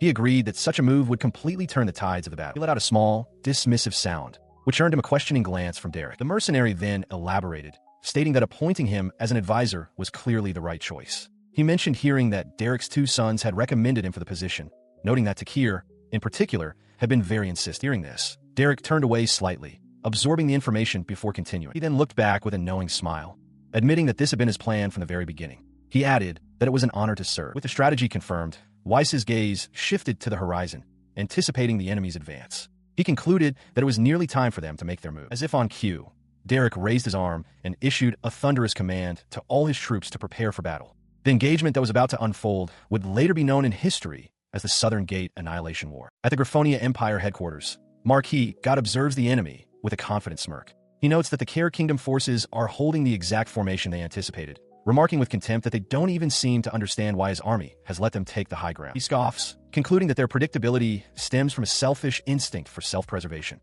always choosing the defensive advantage of higher ground. To him, they can't think beyond themselves. As his horse stamps a hoof, he begins to issue the battle plan they had discussed. His forces will hold back the center and the right wing, while their own left wing moves to completely overtake the enemy's right flank. Raising his sword high, he roars his final orders. The Iron Cavalry is to wait in the rear for an opening before joining the front lines to crush their target. With a final, thunderous command, he orders the charge. The battlefield erupts into a maelstrom of violence as the armies collide. The forces of the Cornell Barony and Viscount Hieronymus' army are thrown into the chaotic fray. Away from the immediate clash, a commander calmly assesses the situation. He states that things have proceeded as expected and instructs his troops to prepare for a long-range volley. This commander, Weiss Schwarzfock, gives further precise orders. The shooters' positions will be determined by their assigned numbers, and all must hold their fire and coordinate until they receive the signal to attack. From his position, he observes the enemy's tactics. They have realized the right wing of the Solis-Cornell alliance is weak, and have positioned their forces to keep the center and left wings in check with archers. Their plan is to overwhelm the right flank with superior numbers before taking out the rest of the army piece by piece. A battle map confirms his analysis. The enemy intends to collapse the front lines of the two Viscounts, then send in their Iron Cavalry to attack the main force from the right. It is exactly as he predicted. He grimly considers the reality of the situation. On the battlefield, numbers are power. Over 2,000 enemy soldiers are aimed at the right wing, an overwhelming force even for the combined armies of Viscounts Gorman and Hieronymus. Compounding the problem, the morale of those two allied armies is dangerously low. He stood beside Baron Cornell, observing the unfolding chaos from the ramparts. The Baron noted grimly that the collapse was only a matter of time, and Weiss could only agree. On the battlefield below, the soldiers of Viscount Hieronymus' army were being decimated. Cries of desperation filled the air as they lamented the overwhelming number of enemies. They questioned why the order to retreat hadn't been given, screaming that they had reached their limit. Their commander, Viscount Hieronymus, could only grit his teeth in frustration from atop his horse, powerless to stop the slaughter. From the Griffonia Empire's main headquarters, the situation was viewed with cold satisfaction. An officer noted how easily one of the enemy lines had collapsed. This sentiment was shared by Marquis Gott, who listened as an officer reported that the enemy hadn't even managed to take down half their forces. Gott smirked, observing that the other enemy contingent seemed to be holding on with stubborn resolve. That stubbornness came from Viscount Gorman's army. Gorman himself roared in fury, cursing Hieronymus as a spineless wimp. In response to this resistance, Marquis Gott gave a sharp command: surround and crush those stubborn bastards. However, Marquis Hasberg assessed the situation with greater caution. He realized that at their current rate, they would be overwhelmed by the remaining 2,000 soldiers. Making a swift decision, he ordered his troops to preserve the line while executing a slow, tactical withdrawal, an order his men quickly affirmed. News of the shifting battlefield reached the Solis-Cornell Barony alliance. A messenger reported that Viscount Hieronymus' line had completely collapsed, and that Viscount Gorman was now retreating as well. Baron Cornell took in the information with a silent, thoughtful expression. With the expected outcome confirmed, Baron Cornell turned to Weiss. He stated that it was time for them to begin. Weiss simply affirmed his readiness. His assent was all that was needed. Elsewhere, a young man with a blonde ponytail looked on, awaiting the final command.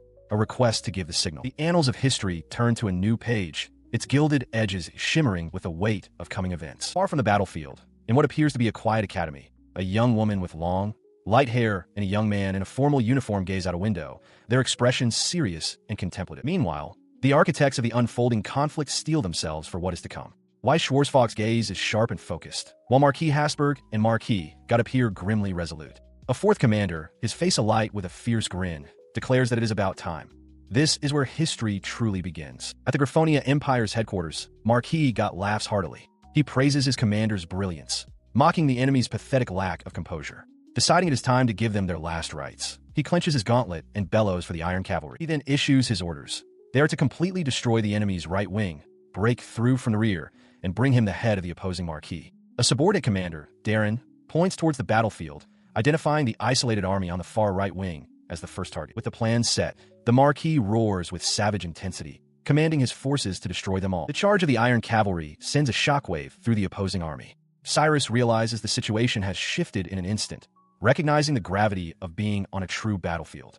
His fellow soldiers panic, worrying that if the center reinforcements move, the enemy will break through directly to their own Marquis. Amidst the rising chaos, one of the soldiers turns to their commander, Darren, desperately asking for orders. Darren, however, remains silent. Nearby, another commander with dark hair and glasses observes the unfolding scene with a calm, unreadable expression as his own troops wait anxiously behind it. As others hesitate, Cyrus steps forward, recalling how his father stood in this very position so many times before. He takes command, ordering everyone to confirm their arrows are loaded and to prepare for a volley. He gives a strict command. They must not fire until they hear the signal. His command is met with a resounding yes as the archers draw their bows. Cyrus watches the enemy advance, knowing it is time for the signal. Just as he is about to give the order, his attention is drawn to a figure on a nearby ridge. The soldiers around him recognize the man in shock. Derek. Cyrus gulps, stunned by his brother's presence, and realizing the situation is far too dangerous. From his vantage point, Derek addresses his own troops, issuing a clear command. At his signal, they are to aim for the front of the enemy lines. He stood frozen on the battlefield, his heart pounding in his ears. All eyes were upon him, yet an unnerving silence seemed to envelop the chaos. His younger brother, Cyrus, spoke with a calm confidence, telling him to relax. He reminded Derek that they already knew they were going to win. Despite the reassurance, Derek's gauntlet hand clenched into a tight fist. He admitted to himself the truth. He was terrified, but in that terror, a flicker of resolve ignited. A faint, determined smile touched his lips as his fear hardened into purpose. He raised his hand, preparing to give a signal. As Cyrus watched, Derek's gaze became firm. He had made his decision. At that moment, Cyrus's voice cut through the tension, shouting an order for him to target the second objective to the right. Derek roared his affirmation, casting aside his doubt. He would believe in himself, and he would believe in his little brother. The memory shifts, pulling back to a time a few months before the war began. In this past moment, a younger Derek complained bitterly. He lamented that his light ability couldn't truly hurt anyone. At most, it could only blind them for a moment. He vented his frustration to Cyrus, wishing he had a powerful skill like fire or lightning. As a swordsman, he felt ashamed to rely on such cheap tricks. All he could do was throw light around, a skill he considered completely useless. Cyrus listened quietly, a thoughtful expression on his face as he considered his brother's words. He asked his brother what he meant by throw light. Sulking, Derek explained it was the only thing he could do, but agreed to a demonstration. He reached out, and a bright orb of light materialized above his palm. The light illuminated his face, his eyes wide with wonder. He declared it amazing, much to Derek's confusion. Derek could only stammer, explaining that it just produced a bit of light. His brother's simple explanation did nothing to quell Cyrus's excitement. He emphatically told Derek that he possessed an amazing magic skill. Immediately after, Cyrus dragged his bewildered brother off to report their findings to their father. The following day, their discussion continued at the training grounds on the outskirts of EST. A voice acknowledged the situation, simply stating, "I see." There, Cyrus eagerly asked Derek to demonstrate the ability for his master, Weiss. Derek, though hesitant, agreed to the request. As he prepared to cast the spell again, he noted Cyrus's excitement. He mused that consulting with a master like Weiss might indeed turn his simple light magic into something more interesting. With that thought, he conjured the light once more. Watching the orb of light hover, he posed a tactical question to Derek, asking what he thought would happen if the light was aimed at galloping horses. The question hung in the air. Weiss looked on with a knowing smirk as Derek processed the implication. A look of understanding dawned on Derek's face as he asked if Cyrus was suggesting using this on the battlefield. He confirmed his brother's suspicion with a confident smile, explaining the devastating effect it would have. If a cavalry unit galloping at full speed were to suddenly lose their vision, the resulting chaos and damage would be unimaginable.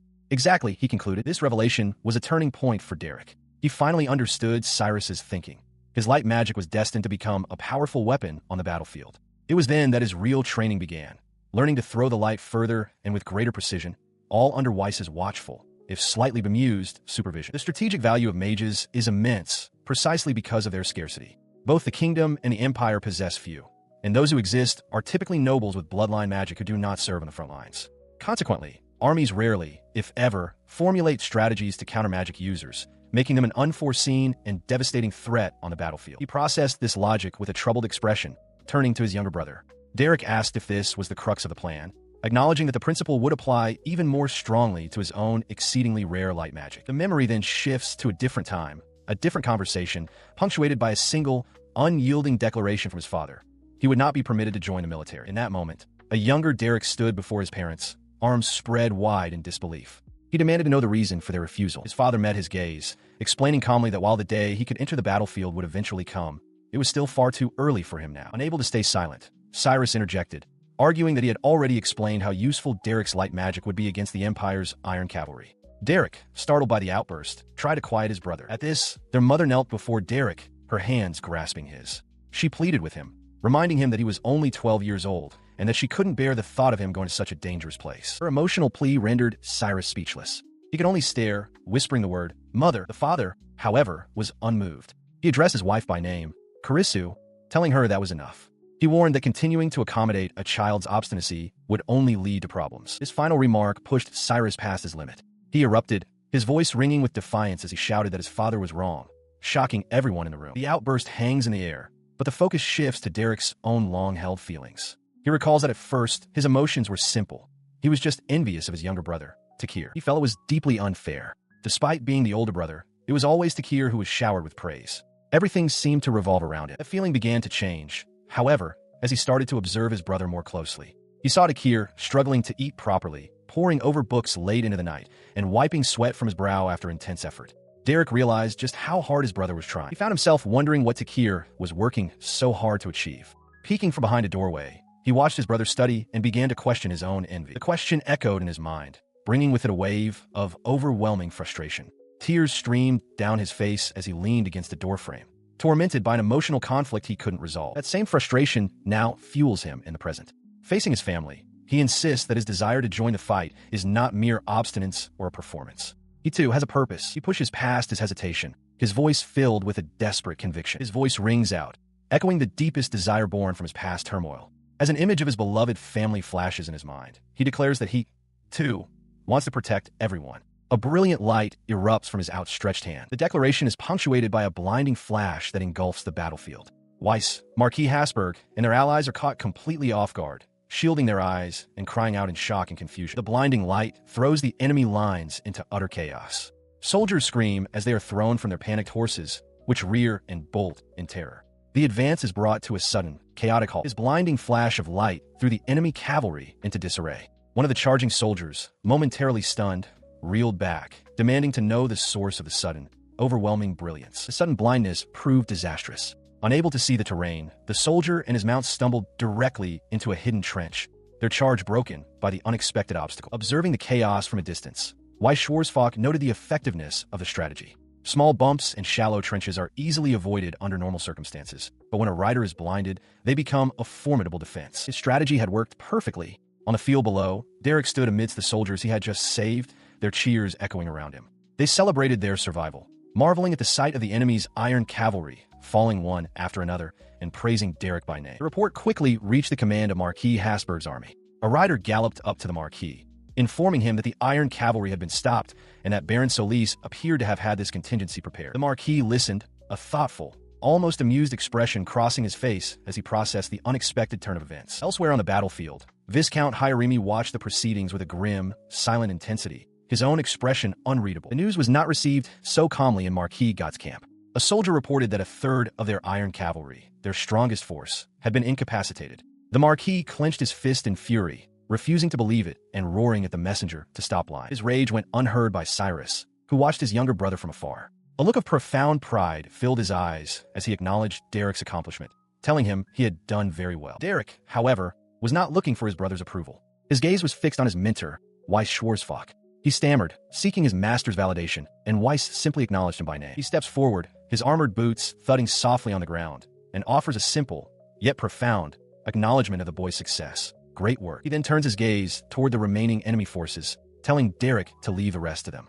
As Derek looks up at his master, he calculates that about 2/3 of the enemy are left. He knows they must hurry and reveal their next hand, preparing everyone for long-range suppressive fire. Filled with resolve, he clenches his fists. This is Derek, eldest son of the Baron Solis family, a boy destined to one day become a sword saint, the legendary swordsman of light. His first battle began with that great flash of light, a move that garnered resentment and humiliated the Empire's forces, who were injured without even managing a decent fight. On the field below, Cyrus looks up, a sense of completion on his face. He has done what he can. His thoughts turn inward, a silent call to his own resolve. Takar. Inside the Solis barony's regular meeting room, Steward Raymond stands at the head of the table. With Cyrus, his mother, his sister Krija, and another young woman in attendance, he formally announces the commencement of the first regular meeting. As the proceedings began, Cyrus reflected on the events leading to this moment. With his father and brother away at war, he had not simply waited for news of battle. He had successfully consulted with his parents before their departure to establish a conference dedicated to flood countermeasures. He recalled his specific warning, based on precedent from old literature, that a great drought was often followed by years of dangerous heavy rains and floods. His parents had taken his words seriously, which led him to this point. He also remembered asking his mother a question. His thoughts drifted to his 7-year-old sister, Krija, who was clutching a teddy bear. Her mother, Karisu, gently reminded the girl of her promise to sit and play quietly in the adjacent seat during the meeting. The reason for her presence was simple. The young girl had refused to be separated from her mother and was thus permitted to attend. Cyrus remembered her asking why he was allowed to participate in the conference when she was not. Just then, a young woman identified as Sarah, from a branch family of the Cornell barony, approached Krija. She gently pulled the small girl into a hug, calling her name with affection. Sarah cheerfully suggested they play together, but Krija puffed her cheeks and declared that she would be an observer too. Cyrus noted internally that his sister certainly didn't understand the word, while Sarah assured Krija that being an observer was a very important job. Sarah explained her position. She was an attendant to Krija's mother, dispatched to Estol through the goodwill of Baron Cornell. As a geomancy user from a branch family, she was the only other person in the domain besides her mother with such abilities and was there to lend her power. Krija cheered, excited at the prospect of playing with Sarah after the meeting. Cyrus understood the strategy. His mother had arranged for Sarah's dispatch to make it easier for her to operate within her husband's territory, leveraging the good relationship between the Solis and Cornell houses. Sarah's presence was a calculated move. With the attendees settled, Steward Raymond stood to continue the meeting. He announced he would begin with the report on the preliminary investigation. He explained that while no literature mentioned floods after the Great Drought, his inquiries, prompted by Takar's request, led him to an elder in a village near Mars. He paused, about to reveal the results of that conversation. Cyrus listened with grave attention as the steward began his report. Raymond confirmed that his investigation revealed a pattern in the Mars region. A flood severe enough to breach the dikes occurs once every 50 to 100 years. He continued, explaining that because there had been no small-scale floods in the last 20 years, the fact of their existence had been largely forgotten. Only a local saying remained: beware the disaster of water after a great drought. Should the dikes ever break, he warned, the resulting torrent would engulf the entire area, causing immense damage. Cyrus looked up at the steward. So you thought that this saying couldn't be ignored? He asked. Raymond simply affirmed that it was so. The boy then recalled reading a similar account in an old history book. He realized with a start that the local legend had just provided corroboration for the barony's official history, a text he had previously dismissed as half-truths. The geography of the region laid itself out in his mind. The Great Alg River flows along the western side of the Astoral domain, its banks supporting a rich grain belt that serves as the territory's lifeline. The town of Mars is situated right on the edge of this vital river. He considered the town's recent history. Mars had only flourished in the last decade, becoming a grain hub due to his parents' large-scale land reclamation. As it wasn't a town with a long history, it made sense that the government had no official records of the legendary Great Flood. Meanwhile, Raymond reported that minor floods happen annually across Astoral, but the damage was always too small to be officially noted. He pledged to expand his investigation. Cyrus's mother thanked him, then declared that once the war ends, they must dispatch a geomancer to build a proper dike, a matter she had already discussed with her brother. She concluded grimly that if the legendary 100-year flood were to strike, the damage would be far greater than the recent drought. At the gravity of her words, Sarah and Krija exchanged a concerned glance. Krija gave a small, firm nod, understanding the seriousness of the threat. The little girl clutched her teddy bear, her expression resolute. But as he watched her, Cyrus was burdened by a terrible certainty. He knew that this flood was coming next year. He envisioned the coming catastrophe. Next summer, after long rains and heavy downpours, the Alg River's dikes would break. A muddy torrent would swallow Mars and the surrounding villages overnight, claiming countless lives and submerging the grain belt in a mire from which it would not recover for years. He recalled the historical records. During the last great drought, the low-lying Mars region, with its abundant waterways, had been spared the worst, accounting for a full third of the asteroidal domain's harvest. It had been their lifeline. But this time, he knew, all of it would be washed away by the coming flood. The thought was utterly fatal. The consequences would be even more catastrophic now. While development in other areas had lessened the domain's dependency on Mars, it still provided a fifth of their resources. More critically, it had become a hub for new, powerful water wheel-driven flour mills. The economic damage would be far greater than in the past. Meanwhile, his sister Krija asked Steward Raymond for an update on their countermeasures. The steward confirmed that in response to recent minor flooding near Mars, they were already reviewing the waterways, reinforcing the floodgates, and preparing for the construction of levees. Cyrus felt a surge of confidence, thinking that their preparations were so thorough they were practically cheating fate. Raymond continued, explaining that while the flour mill couldn't be moved, the grain collection point was being relocated to higher ground, with other measures like sandbagging also underway. Krija noted, however, that with the current budget and scale, their efforts were still tentative. His thoughts turned to the political ramifications. Raymond-san, he began, if a flood were to occur, what would be the effect on the neighboring Gorman Viscounty? The steward's expression soured. He confirmed that the abrasive Gorman family would undoubtedly blame them, imagining their lord declaring, our domain was flooded because of your levy. At this, Cyrus could only manage a strained laugh, as Krija listened with growing concern. Raymond's words triggered a memory. Cyrus suddenly recalled that the Gorman family was installing new waterways and several water wheels of their own, drawing from the river in that very same basin. The implication struck him with the force of a physical blow. What? He shouted, leaping from his seat and startling his sister. His shock morphed into pure indignation. After all the complaining they would surely do, they were just copying the Takar's methods. He fumed, thinking they should be demanding a patent fee. He listened as Raymond reported that the Gorman territory's attempts to build their own water wheels and channels were clumsy and inefficient, resulting in frequent breakdowns. Cyrus wasn't surprised, recalling the immense effort and expertise required for his own projects. As Raymond continued, a sudden realization struck Cyrus, and he called out to the steward, interrupting him. His mind raced, connecting the information to the map before him. He concluded that a flood in the upstream Gorman territory was a very real possibility, especially since they had intentionally cut through embankments to create their water channels. As he processed this, his sister Krija waited nearby. He groaned, overwhelmed by the cascading implications. If the Gormans were to suffer a disaster because of this, he reasoned grimly, it would be a direct consequence of their own reckless actions. His train of thought was broken by Krija, who reminded him of his promise to be quiet. Clutching her teddy bear, she then posed a simple but devastating question. If the water didn't overflow in either of their lands, where would it all go? He was stunned into silence. The innocent question struck him with immense force, making him realize he had been so focused on protecting the Mars region that he had completely neglected to consider the downstream consequences. The horrifying chain of events flashed through his mind. Downstream from Mars was the Est region. If a state flooded, no was worse.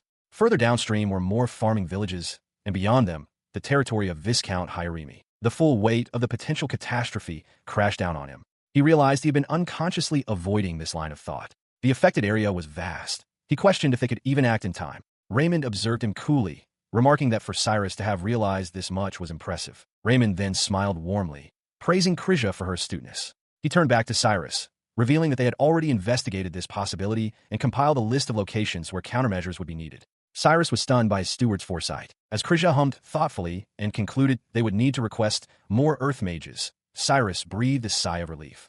He felt saved once again, silently thanking his sister for her unintentional but crucial intervention. Having reached a decision, Krija stood up abruptly, startling Raymond. She commanded her attendant, Sarah, to relay a message to her brother, then began issuing further instructions concerning Raymond and the Viscounts Gorman and Hieremi. Steward Raymond places a document on the table. He explains that while the information comes from old texts and its credibility should be considered with caution, there is a definite risk of flooding the following summer. He announces his intention to issue a directive to reinforce the territory's dams and waterways. From his seat, Cyrus offers his thanks. With that, he declares the first regular meeting concluded. Cyrus listens, his expression serious, as he contemplates the limited time remaining until the next summer. His sister, Krija, then speaks up, suggesting that since their father and Derek will be present at the next conference, they can use that opportunity to discuss more detailed countermeasures. The preparations to counter the Great Flood threatening the Est territory had only just begun. Several days after the meeting, Cyrus stares intently at a map of the region, vowing to have everything ready by next summer. His concentration is broken by a voice from the doorway, announcing an intrusion and addressing him as Takil-sama. He turns to see a messenger, who urgently reports that a fast horse has arrived from the fort with a message from his father. Without a moment's hesitation, Cyrus sprints towards the entrance, shouting that he is on his way. He joins his sister and Sarah at the main entrance, where the messenger stands ready. The man formally begins, stating he has a report from the battlefield. He declares that the Habsburg border count's army, positioned at the southern gate fortress, is set to engage the forces of the Goth border count from the Griffonia Empire. The news hits Cyrus with the force of a physical blow, his eyes widening in shock. The urgent report delivered to the household was not of impending war, but of a stunning victory. The messenger announced that their army had triumphed, thanks in large part to the actions of the Solis Baron's forces, which had annihilated the enemy's iron cavalry. He added that the eldest son, Derek, had contributed greatly to the win in his very first battle. The mother, Chris, covered her mouth in disbelief as the messenger concluded that, aside from a few minor injuries, all soldiers were safe. Overwhelmed by the news, she began to cry with relief. Her children, Cyrus and Krija, seeing her distress, rushed towards her calling her name. Through her tears, she managed to confirm the most important detail. Derek was safe. He smiled, his relief palpable, and asked if this meant their father and brother were coming home. He then mused aloud that their father would surely get jealous if he knew everyone had only been worried about Derek. His mother, holding them close, simply confirmed that it was true. Looking down at her children with a tearful smile, she repeated the wonderful news. Yes, they were coming home. The mood lightened instantly.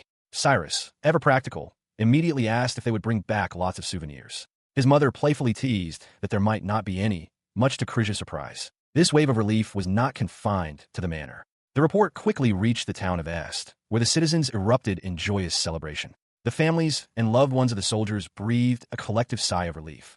For a time, wine and food were freely distributed throughout the territory, turning every town and village into a festival. Amidst the public revelry, Cyrus and Krija shared their own moment of pure happiness, embracing each other tightly. The fourth of the 5 great disasters of the early period, the calamity of war, had been faced. Their mother pulled them both into a tight embrace. The family reunited in their relief as the household staff looked on with warm smiles. In that moment, a profound realization struck Cyrus. Avoidance successful. 1 month after the great victory at the Southern Gate Plains, Cyrus, clad in a small suit of armor alongside his brother Derek, announces his return. He declares cheerfully, Baron Solis has returned. As they stand in the grand hall, a figure with long, flowing blonde hair appears before them. The figure, their sister Krija, breaks into a run, rushing towards them with clear urgency. She throws her arms around Cyrus, pulling him into a tight, desperate hug as tears of relief stream down her face. After the emotional reunion, Krija excitedly presents a wrapped gift to her younger brother. Derek watches the scene unfold with a soft, knowing smile. Cyrus's face lights up with a brilliant, unrestrained smile of pure joy. Later, in a drawing room, another of Cyrus's older brothers, this one with long blonde hair tied in a ponytail, pats the boy's head. He tells Cyrus that from now on, he should be addressed as Baron Solis. The blonde-haired brother lounges on a sofa, playfully calling out, Hey, Baron Solis. He tells the approaching Cyrus not to be so formal. A map of the Kyle Kingdom's southern region shows the route taken by the Solis forces. After the battle at the Southern Gate Plains, they traveled to the capital, Carroll, to receive their commendations before returning to their home territory of Est. The blonde brother explains the outcome of the commendations. He reveals that Derek's use of light magic to confound the enemy and change the course of the battle was officially recognized. As a reward, Derek was granted 500 gold coins and the title of baronet. He remarks that Derek now holds a noble title in his own right, without waiting to inherit their fathers. Cyrus agrees, acknowledging the fact. He puffs out his chest, boasting that he will now receive an annual salary from His Majesty. He wonders aloud what he should spend it on, while Cyrus, sitting opposite, grits his teeth in envy, keenly aware that his own funds are becoming tight. Cyrus reflects on his brother's new status. As a baronet, even if it's a title for life without inherited land, he is now the head of a noble house. At only 12, he became famous for leading his side to victory with rare light magic. Cyrus is constantly surprised by his brother's growth, which seems to be surpassing the history he remembers. His brother, swirling a glass of juice with a smug expression, breaks the silence, asking teasingly if Cyrus can't hear him. Ignoring the taunt, Cyrus asks to hear about the battle strategy, eager for stories from the battlefield. His brother agrees, remarking that in this way, Cyrus is very much like their father. He leans forward with a sharp, confident grin, declaring that the strategy was absolutely perfect. He explains the plan. He would first use his light magic to disrupt the enemy's armored cavalry. Then, they would simply follow their father's order, which was relayed by their master. The scene flashes back to the battlefield. As Weiss stands overlooking the terrain, Cyrus's voiceover explains that all they had to do was fire at predetermined, numbered zones. Weiss's gloved hand points, issuing the command, Target. Right, number 2. At the signal, Baron Cornell roars the order to his archers. Fire. A massive volley of arrows is unleashed, raining down upon the enemy forces below. The arrows strike the enemy cavalry with shocking force, piercing their armor. The soldiers cry out in disbelief, wondering how such projectiles could reach them from so far away. His forces reeled under the relentless arrow fire. A commander shouted for the men to be wary of the arrows, retreat out of range, and regroup their formation. As they attempted to pull back, a soldier reported that the enemy was regrouping to charge again, noting there were only 600 of them on the hill. In response, the Marquis ordered his men to charge and annihilate the archers. But his command was cut short as another volley struck his cavalry. The relentless assault shocked the Marquis's men, one of whom cried out in disbelief at another volley arriving so soon. From his own vantage point, Cyrus's brother watched with satisfaction, internally noting that the effect of the three-stage volley was excellent. With the enemy ranks in disarray, Weiss Schwarzfock declared it was their turn to attack. He spurred his horse forward, shouting for the cavalry to mount up and follow him into the fray. The charge was devastating. The Marquis stared in disbelief, stammering as he tried to comprehend what was happening, realizing his 2,000-strong armored cavalry division was being annihilated. Seeing their chance, Baron Cornell and his fellow commanders roared their orders. It was a moment of opportunity to push back the enemy at once. They commanded their forces to turn to the offensive, close the flanks of the encirclement, and from that point, the rout was swift. Back in the study, Cyrus's brother concluded his tale. He explained that with the tide of battle turned so suddenly, the Goth border count's army began a panicked retreat and were pursued all the way back to their own border. Cyrus, having listened intently, thanked his brother and father for the story of their great deeds, saying he'd listen anytime. His brother then provided the final damage report. The Goth border count's army lost more than half of its 7,000 soldiers, and their famed armored cavalry was 90% destroyed. The news was staggering. Cyrus realized that in the previous version of history, the Solis Bernice forces had lost 40% of their men. Now, they had not only suppressed the enemy with almost no casualties, but had also inflicted a massive blow. He recognized this as the best possible outcome, a direct result of the plan he, Takhiel, had provided. His brother, however, smiled and gave credit where it was due, stating the operation would have been impossible without Cyrus's light magic. Cyrus beamed, agreeing that was true. With the battle summary complete, his brother suggested they move on to discussing the rewards for their service. Cyrus readily agreed. Inside a well-appointed room, Derek informs Cyrus that he has returned from the capital, where he attended the commendation ceremony for their meritorious service in the recent battle.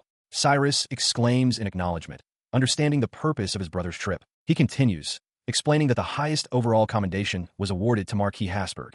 Derek states this was only natural, and Cyrus listens intently, his expression serious as he awaits further details. As Derek prepares to list the specific awards, Cyrus's gaze intensifies, focusing on a small, dark object he holds between his fingers. He is about to learn of the first-class merit. A memory of the announcement surfaces, a commander in full armor declaring that their own Solis barony is to be rewarded with 8,000 gold coins.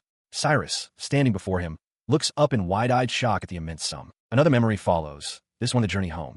Derek rides alongside Baron Cornell, laughing as he remarks on the significance of annihilating the 2,000-strong Got Iron cavalry. He adds that he wishes Cyrus could have seen their father's overjoyed expression during the ride back. Back in the present, Cyrus discusses the commendations with his other brother.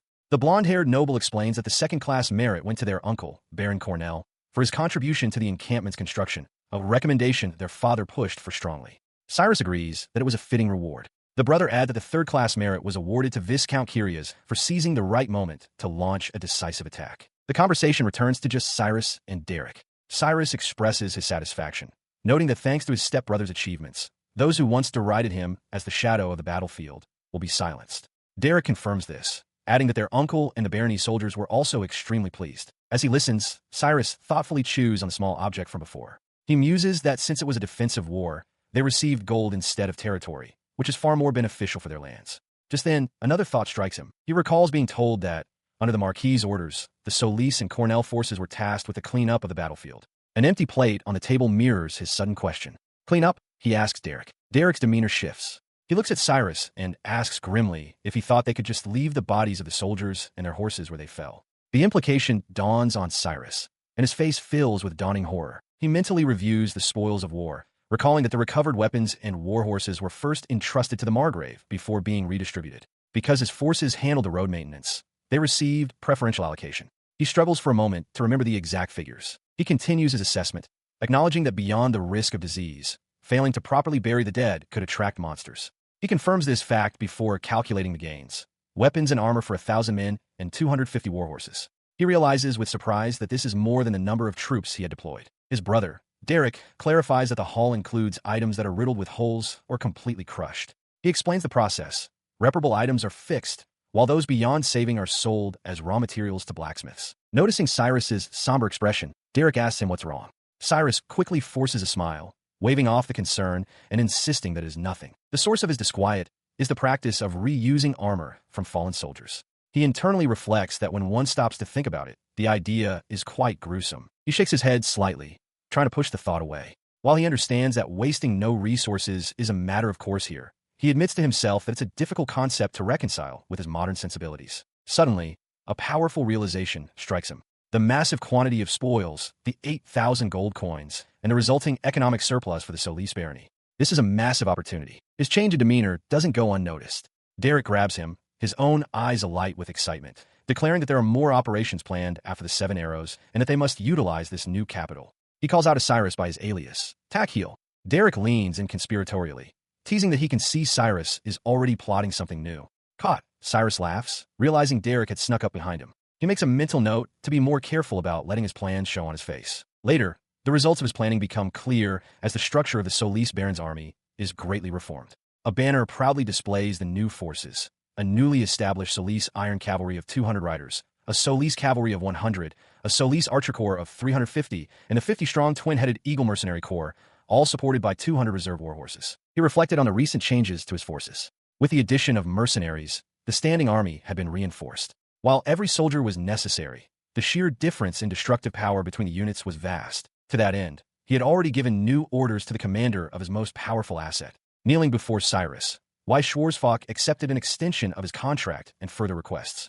Cyrus instructed him to maintain secrecy regarding the Estolbo, a matter he had already discussed confidentially with Baron Cornell. With a wide grin, Cyrus addressed him familiarly as brother-in-law, to which Weiss affirmed his understanding. The secret weapon was being transported discreetly in a carriage, making its way from the royal capital of Carol, through the Southern Gate Plains battlefield, and onward to the territory of Est. Under the emblem of the twin-headed eagle, the Solis baronial army had grown to a scale that far exceeded what was typical for a mere barony. Lying in his bed, Cyrus considered the recent turn of events. He realized that what should have been a great disaster had instead become a rare stroke of good fortune, a catalyst for a great leap forward. It was, he mused, a true irony of fate. His strategies had borne fruit across the domain. By skillfully navigating good and bad harvests, speculative investments had greatly increased the barony's funds. The water wheel project led to higher productivity, and the industrialization of flour boosted the territory's profits. Furthermore, the construction of granaries, irrigation systems, and flood control measures were creating a resilient domain capable of withstanding unforeseen crises. The positive outcomes continued to stack up. Accepting refugees swelled the productive population within the territory. The greatest military threat, Commander Weiss, had been turned into a powerful ally.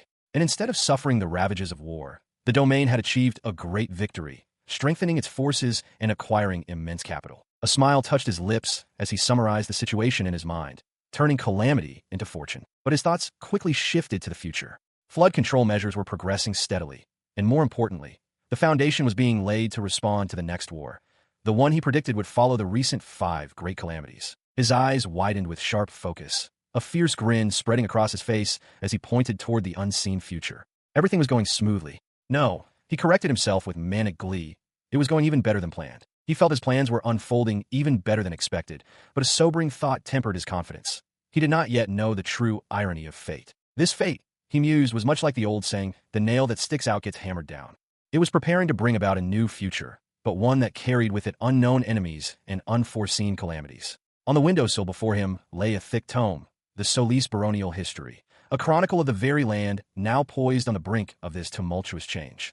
Sometime after his father's triumphant return, Cyrus hears an interesting story. His father had offered a reward to Commander Weiss, who refused, stating he could not take credit for the achievements of Cyrus and his brother, Derek. Derek explains that in response, their father informed the commander that Derek had already been rewarded by the royal family, and that a separate reward would be prepared for Cyrus. Only then did the commander accept. Following this, Cyrus is summoned by his father. He arrives at the study door, announcing himself as Takheel, and smiles, certain that this summons must be about his reward. He enters the room where his father sits behind a desk, with Derek and other attendants present. Derek addresses their father, formally acknowledging that in the recent battle, Cyrus's contributions were not insignificant.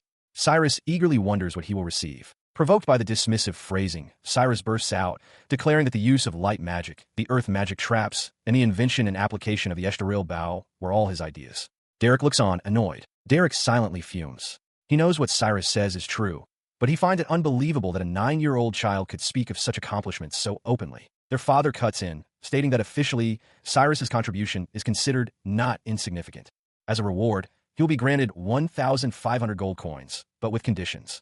Cyrus is stunned by the amount, his mind reeling. Cyrus immediately asks what the conditions are. His father explains that of the reward, 500 gold coins are his to use freely. Cyrus glances aside, realizing that even his own brother is watching him with suspicion. He quickly calculates the situation. The remaining 1,000 coins are a budget for his future proposals, usable only with approval.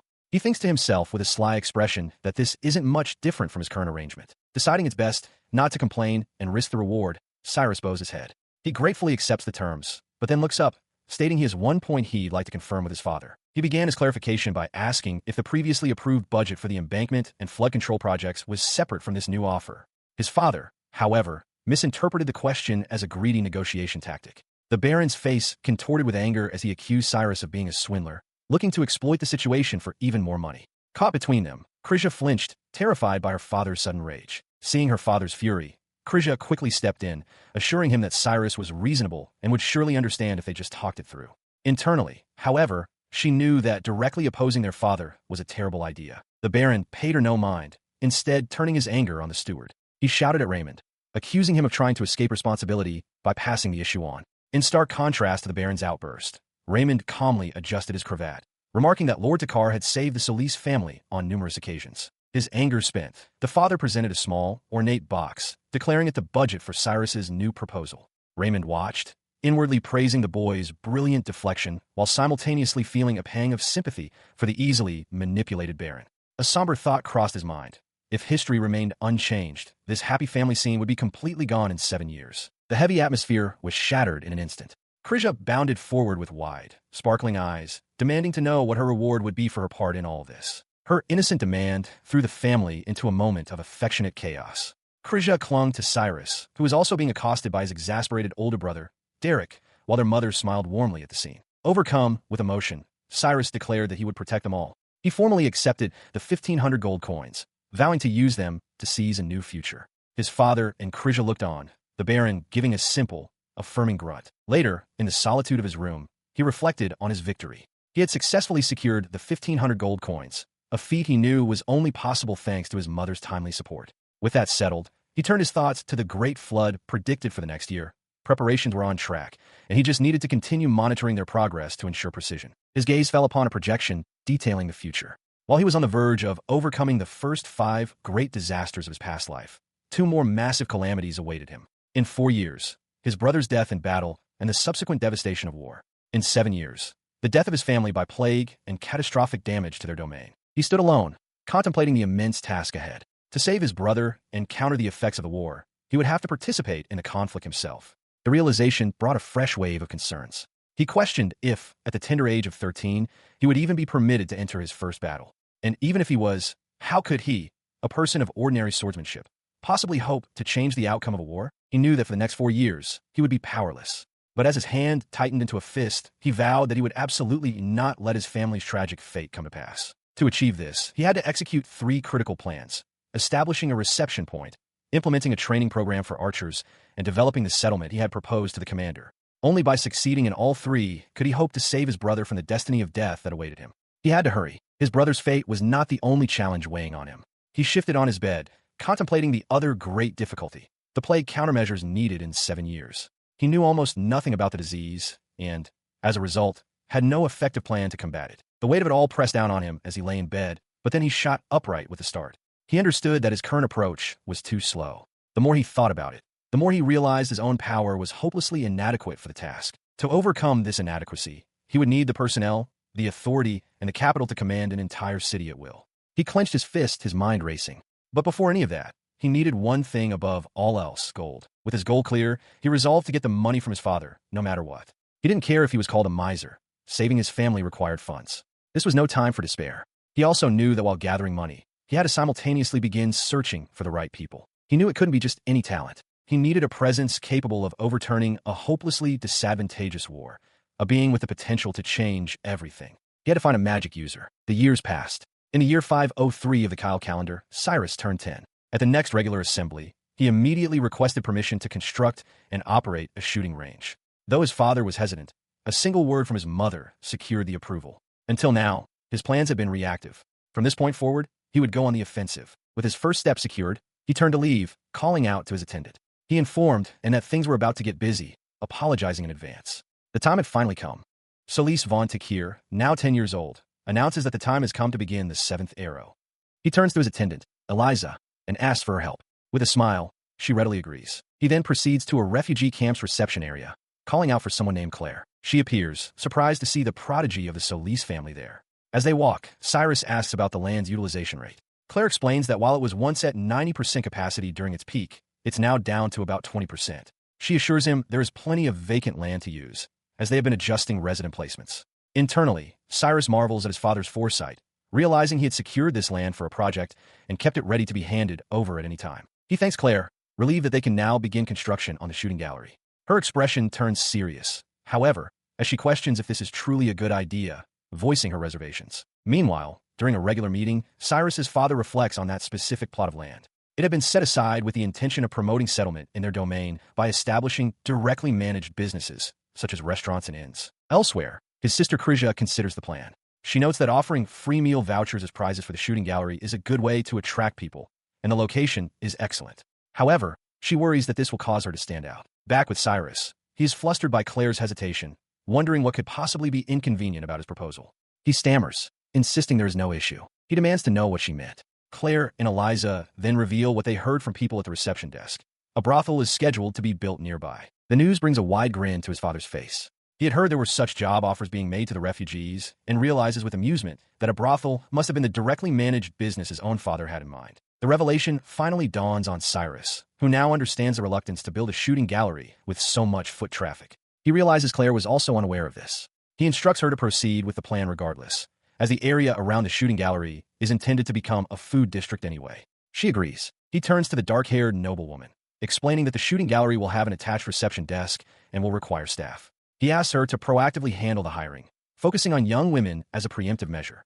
With determined eyes, she accepts the task, declaring that he can leave it to her. A sly thought crosses his mind. While he won't assist his father, he also won't interfere, or perhaps, in a way, he already is. He then addresses his father directly, stating he knows nothing about a directly managed brothel and warning of the consequences should his mother find out. He declares he will neither help nor hinder the project. Turning back to the noblewoman, Cyrus instructs her to secure any exceptional candidates she finds, regardless of the budget. She agrees enthusiastically. Later, the noblewoman speaks with the maid, Eliza.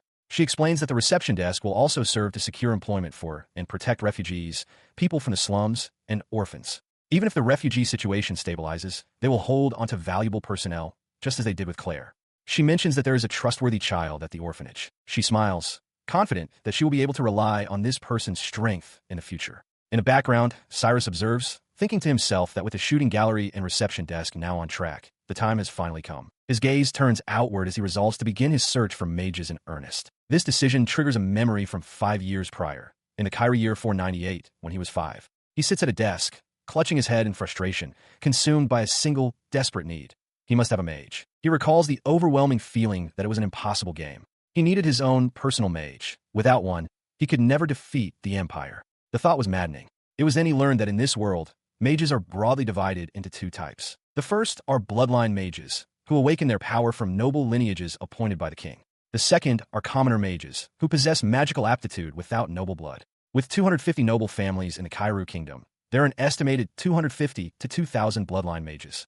The young Cyrus despaired, realizing that as a lower-ranking noble, it was impossible for him to command those of higher status. Therefore, to gather his own forces, he would have to recruit commoner mages. However, another thought surfaced, presenting a new complication. He considered the problem before him. The population of the Estoril territory was only about 8,000.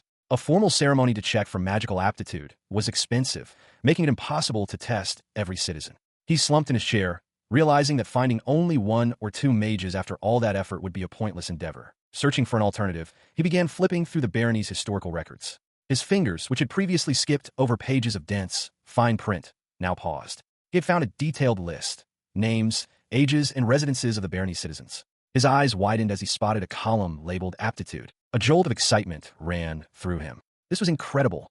By cross-referencing this list with a census, he could identify every potential mage. The list wasn't limited to magic. It included aptitudes for being a blacksmith or swordsman. He saw entries for wind mages and water mages, realizing with a gasp that there were far more than just 1 or 2 potential recruits among 5,000 people. He realized this was a game-changing piece of information that could turn his fortunes around. His immediate thought was to get the census records. However, a few days later, his initial elation had vanished, replaced by pure frustration. "This is completely useless," he cried out. His outburst was directed at the documents before him. He asked Eliza in disbelief if the information held by the administration was truly all there was. The records contained only household information for tax collection, with no detailed personal data. He slammed his hand down, questioning how they could manage the territory with such incomplete records. Seeing Eliza's apologetic expression, he quickly retracted his anger, apologizing and admitting it wasn't her fault. He had been thinking with the mindset of his past life in modern Japan. He took a moment to organize his thoughts, staring at an entry in the old record. For example, it listed a water mage aptitude for a 26-year-old named Era, living in EHL Village. He reasoned that if this Era was ahead of household paying taxes, her name and location could be tracked. But if she wasn't, there was no way to find her. He couldn't possibly dispatch men to EHL Village to search for every person matching that name and age. The possibility of multiple people sharing the same name and age only compounded the problem. Then, another realization struck him, one he hadn't noticed at first. The citizen list he was examining was from a year 513 of the Kyle calendar, when he himself was 20 years old in his previous life as Solis. It was highly probable that people had moved since then. As he slumped over the desk with a heavy sigh, Eliza watched him with concern. The weight of these obstacles was too much. He slammed his hands down on the desk in a show of pure frustration, startling Eliza. But then, his frustration hardened into resolve. A determined glint appeared in his eye as he came to a new conclusion.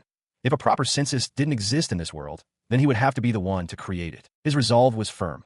This list of citizens would not be allowed to go to waste. He reviewed the logic behind his plan. By making participation in the new archery range require registration, he would finally have a means to solve the census problem. This was the entire basis for establishing the reception area. The result was a registration system, its implementation hastened by an influx of refugees. He had used their registration to test for any flaws. With the opening of the archery range, many more people would register, gathering a wealth of data. People would even come from outside the town of Asta. And if the response was strong enough, more ranges could be built in other towns. With his strategy in motion, he felt a surge of confidence.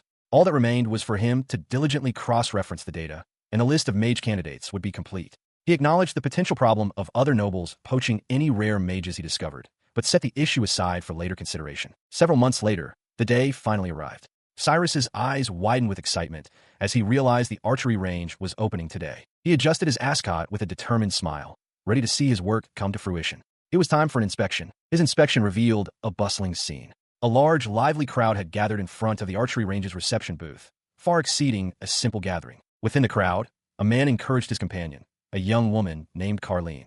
He pointed out that the Lord was giving out free drink vouchers and silver coins, proving he could be generous. Since it was free, he urged her to try. Carleen expressed doubt, certain she would miss, but he brushed it off, calling it a 1 in a million chance. Her companion's words continued, suggesting that even she could be useful. Carleen looked down, clutching her shawl, and murmured a quiet, uncertain sound as she considered his proposition.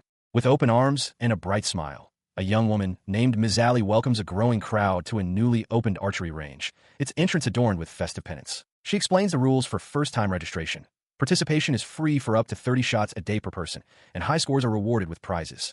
After confirming a patron's registration, she hands over a quiver of arrows. As patrons begin to play, a woman in a hood mutters in disbelief about the cost being a silver coin. A man who has just taken a shot triumphantly calls for his prize, a voucher for 2 free drinks. The crowd buzzes with excitement over the prizes. One man asks another about a regular tournament, and his companion confirms it, adding that the top prize is gold.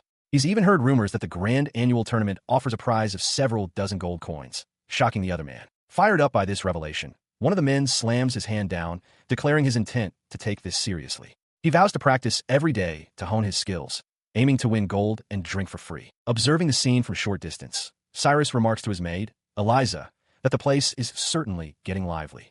Eliza agrees, amused by a man who is already boasting of being the best archer in Asta. Meanwhile, Ms. Allie compliments a patron on his excellent shooting. She notes that the number of customers increases in the evening as people get off work, and that the prizes seem to be going out at a good rate. As she speaks, Cyrus smirks with satisfaction. He internally reveals his secret. He is deliberately making it easy to win prizes and beginning to draw people in. Ms. Allie glances at him, puzzled by his knowing expression. His strategy is visualized. The success of winning a small prize after work for free creates a positive experience. This encourages patrons to return day after day, turning the activity into a habit.